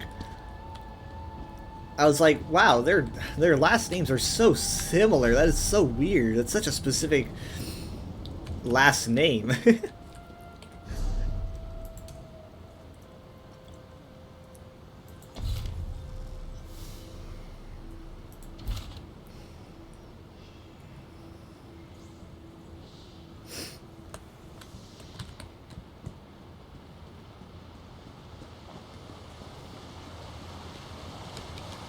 Oh, also, I like watching Rhett and Link a lot. I've been a Rhett and Link fan since like probably 2009, maybe. It's like 2009 or 10. I want to say 8, but that might be too early. But I've been following them a really, really long time. And I think what I really appreciate about Rhett and Link is that they're very genuine. That's big. I mean, like, genuineness online is spectacular. Until you're like a genuine hateful person, it's just kind of like, ah. But if you're an incredibly kind person and you're also genuine, I will enjoy watching you. So Rhett and Link are very genuine. They're, especially these days, they're very genuine because they talk about heavier subjects like on their podcasts and stuff. But yeah, I don't recall, like, I didn't watch like Chia Lincoln when it was a thing, and I don't think I was watching GMM when it was starting, because like I can't say I was following them super closely, but I was definitely watching, like, earlier seasons of GMM. I want to say, like, probably 2013, 14, 15? Early, that's like, I don't know what season they're on now, but they're still going. But yeah, so I like watching that. GMM's always fun to watch. I like to have episodes running at work.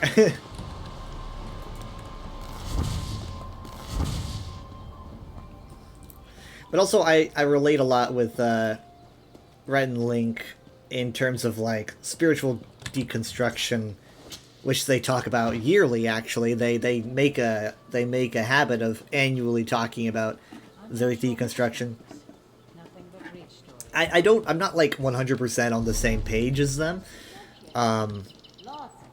but they at least seem very similar in a way. In fact, I think their spiritual deconstruction is a lot heavier than mine, significantly, because they spent a lot more of their, like, conscious years being involved in the church and whatnot. I was always very passive with church things, even the fun stuff like, you know, Awana. I think I still had to be, like, taken to those things. I was never really an outgoing person about church things, but Rhett and Link would, you know, go out of their way to be involved in the church, making content for the church, going on mission-related activities. I was never really big on that. And even if I was not really big on spirituality. I mean, like, I had it in my life, but I wasn't, you know, chained down and forced to absorb it necessarily. A lot of people are, but I didn't really have that.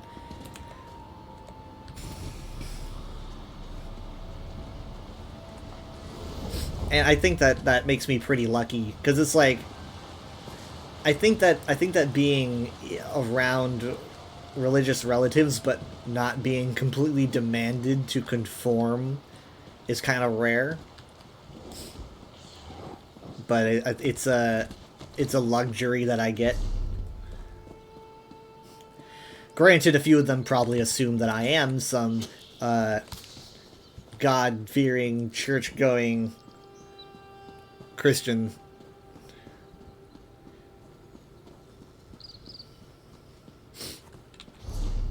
I do make it publicly known that I am absolutely not right-wing in any way at all.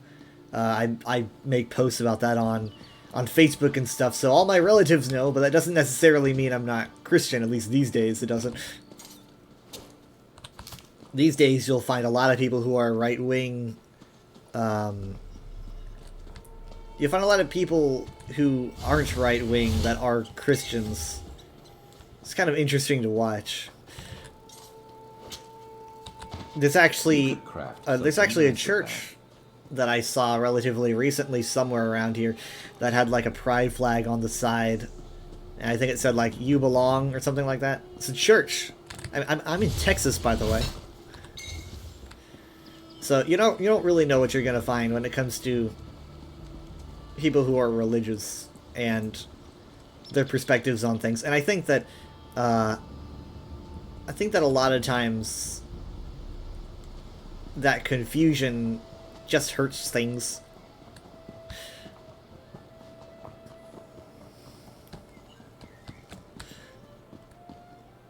Oh, there's a thieves' row up here.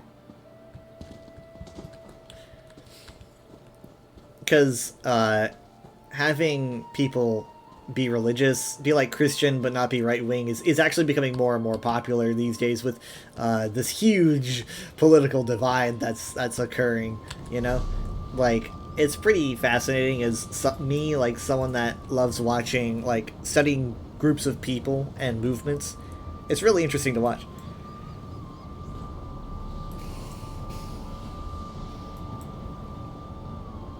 I really like seeing groups shift.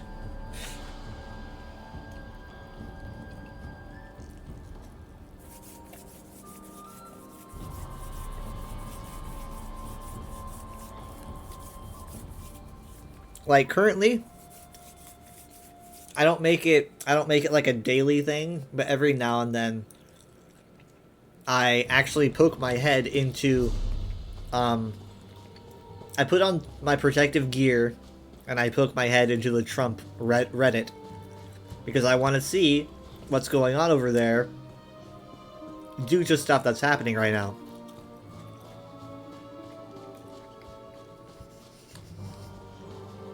It is fascinating what's going on.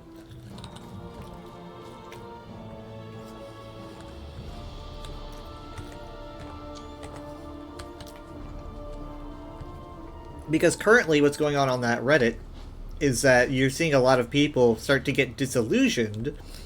Not too terribly surprising, but still interesting to watch. A lot of them are getting disillusioned, and they're starting to question everything they were told. Like, it's almost like it's almost like I'm giving a book, like I'm given a book to read, with like dialogue to drive the plot forward. Some of the stuff they're saying is so concrete, you know. You'll see some of them say like, he lied to us, he used us. So, I think though, the most interesting thing of it all is that you'll notice a rift in this exact Reddit because the moderators, who you can imagine, if you're a moderator of the Trump Reddit, you're probably like the rightest of the right, you know? You're probably incredibly strong MAGA, that kind of guy. Yeah, I said guy, because let's be honest. So, if you're a moderator there, that's probably you, right? So the moderators aren't very happy with what's going on the forum. So I'm noticing as more people are complaining, their titles underneath their names are starting to shift. And by that, I mean, like, you'll see someone who is starting to become more and more disillusioned. Their title underneath their name, which is given by moderators, will begin to shift from, like, MAGA to, like, freedom-hating socialist. Because the moderators are starting to put tags on those who they see as dissenting, and then those users start getting angry, going like, the moderators are accusing me of being a socialist just because I'm having doubts, and it's like a fucking war zone, but it's fascinating to watch. It's like the infighting and everything. A while ago, I had posted about that I was wondering what Trump's version of Leovik's Great Spirit's proclamation was going to be. Essentially, Emperor Leovik's Great Spirit's proclamation is pretty much the main event that triggers like most stuff in ESO. It's like the big climactic domino that falls, in my opinion. So, I was wondering, like, what would that be? And I'm pretty sure it's the I think it was the DOJ statement on the Epstein files. That probably was this probably will be seen by future historians to be the linchpin. I guess, is that the right word? It's the very first domino. Though who knows if it's actually going to change anything. But it definitely doesn't seem like a small deal. I literally learned stuff from Trump supporters on that Reddit that I didn't actually know, and I need to verify the information though. Because Good to get started. Because, like, you never know with those guys. You never know. But it is information that didn't make them happy, that's for sure. So if it's information that doesn't make them happy, then it might potentially have more truth to it, because they always want to believe what caters to their worldview. If someone snaps and, like, they say something that is against their worldview, then you know that they have some pretty strong evidence for it. But I won't take it as fact yet. All I know is that I'm so glad I don't have any, like, relatives or immediate friends that are like that. I would have cut them off if they were, like, MAGA. Because I don't really have any time for that. The only people I really excuse being MAGA in my life, or at least Trump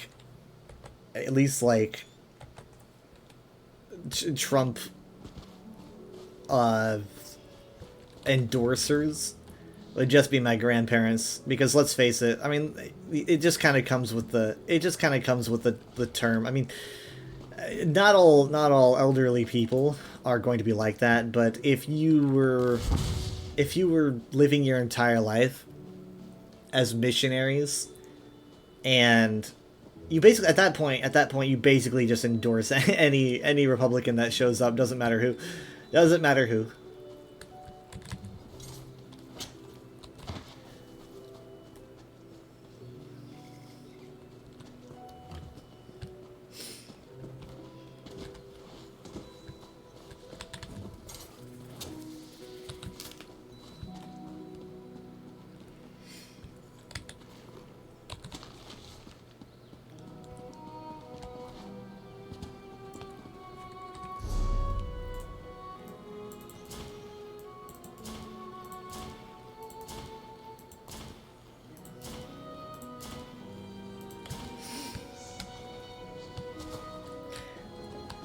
I don't really mind being politically outspoken on my streams, because like I said, it's all about being genuine. If you're disingenuine when you start your content creation, whatever it is, then you will find it harder and harder to become genuine as you create more and more. So if you're ever a content creator, always start with being yourself, because if being yourself is really different and you start to create more and more and people start to like it, you will feel a desire eventually to just, you know, be genuine in your work. And if people aren't, they're like, oh, we weren't here for this, then they'll just start pitching a fit. And then, look at this little guy. That happened with Rhett and Link, because Rhett and Link, they used to make a lot of content that was endorsed by a lot of religious communities, and eventually, they kind of, Rhett and Link again, they kind of fell away from the faith, but they weren't really open about that for many, many, many, many years. So they kind of like carried with them a bunch of followers that expected them to remain very conservative in their work, but then eventually Rhett and Link just couldn't take it anymore, and they had to come clean. They were like, we're not really conservative anymore. We've been a little bit more you know, liberal for a certain amount of years. We just haven't come out about it, and that got a really negative response from their community. Not really me though. I was like, okay. But yeah, there was a pushback, and I don't think they regret doing it though, because again, if you're content creating, you will find it so fucking freeing just being yourself and talking as yourself. I mean, if you're like putting on an act, if you're like playing a character or something in your content creation, that's fine. There's no problem with that, because people know that you're like playing a character. Sorry, Goblin. It's probably for the best. People know that you're like playing a different person, but like if you're like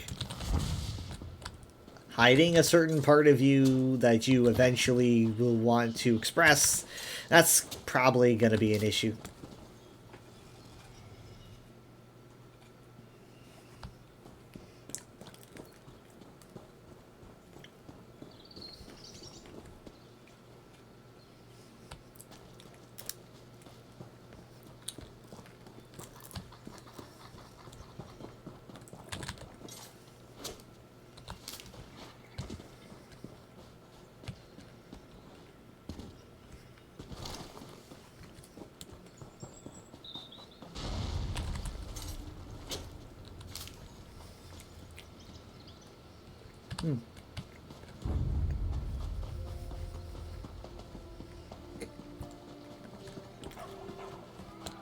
Not the jackals! No, no, no, no. Sharp, no. Sharp, no. No! Ah, man. There's still one's still alive. One's still alive. Let's go.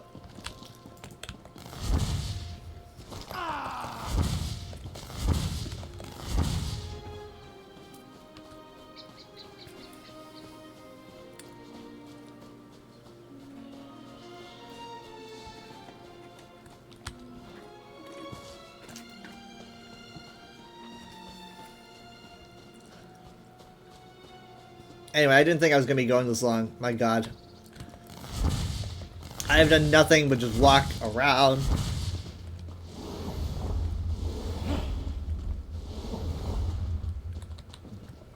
But whatever. It's not my usual streaming hours anyway.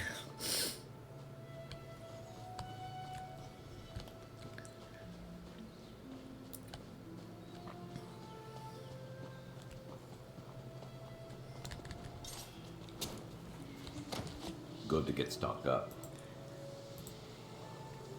I was going to spend a lot of time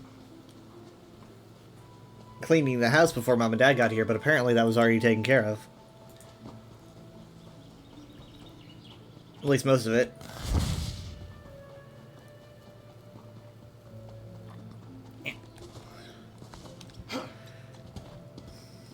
Yeah, I heard that I'm not really a big mod guy, so I don't really keep tabs on things like Skyblivion and stuff, but I hear that they're adding such, and like that made like news. I think like PC Gamer and stuff, they're adding such, and I saw what they had of it, and it, you know, looks like a big fortified city.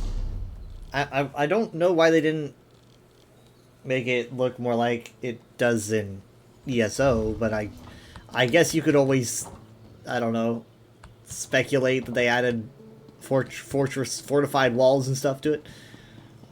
But, like, just kind of make it look like it does in ESO.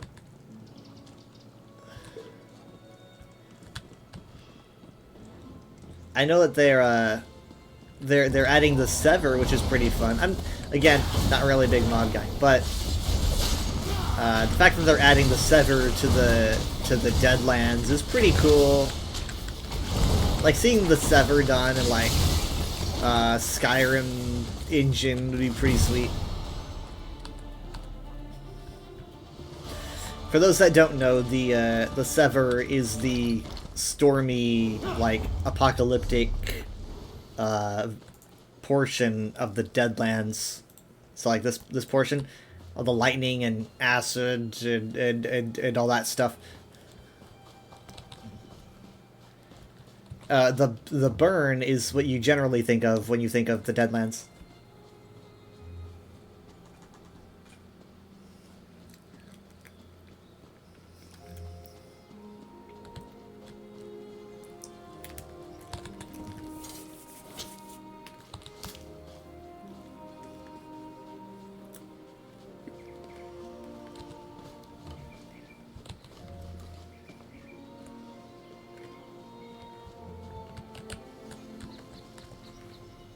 The goat.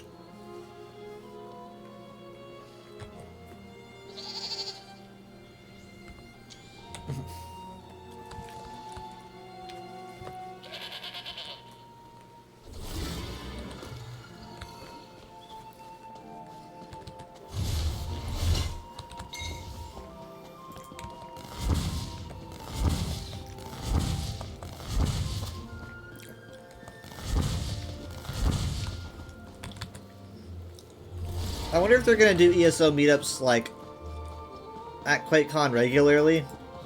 I doubt it. I don't know if they've been doing them before, but I don't think they were. It's probably just for like the anniversary, because like they celebrate the anniversary in 2014 and 15. I'd like to know if they do it again.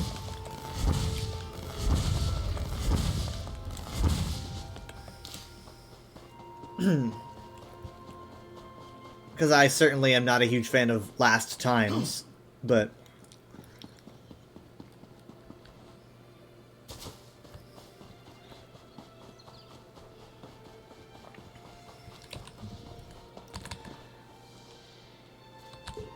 You could brew something nice with that.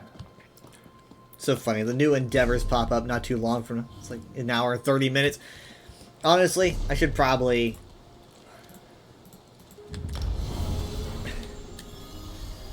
Should probably head off.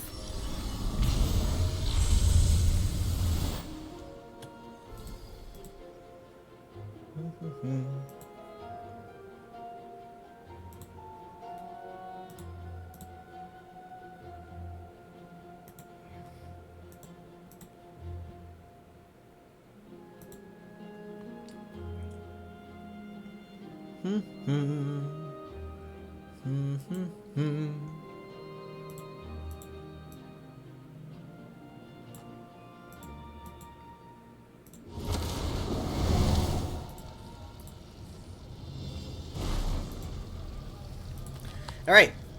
Thank you guys so much for watching my stream. My bonus stream. Again, I'll probably be live later today at I don't know when. It could be like 11 or 11:30 or something. But I will try to make it before midnight.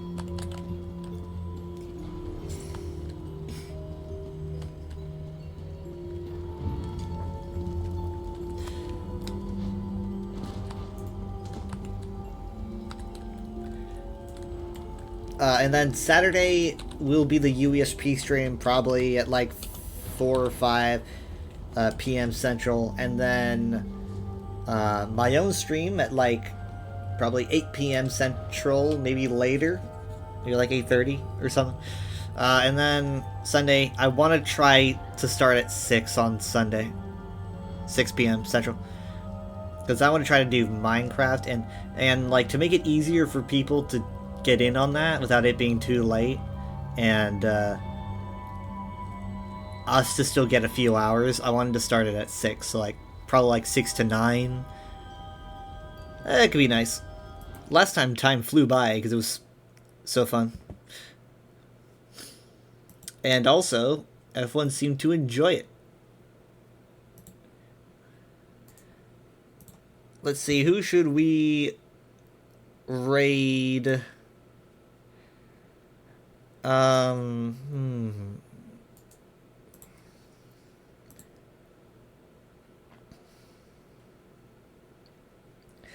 Okay, we are going to raid. Oh, well, okay. So, I think it might be just Stream Team is getting drops.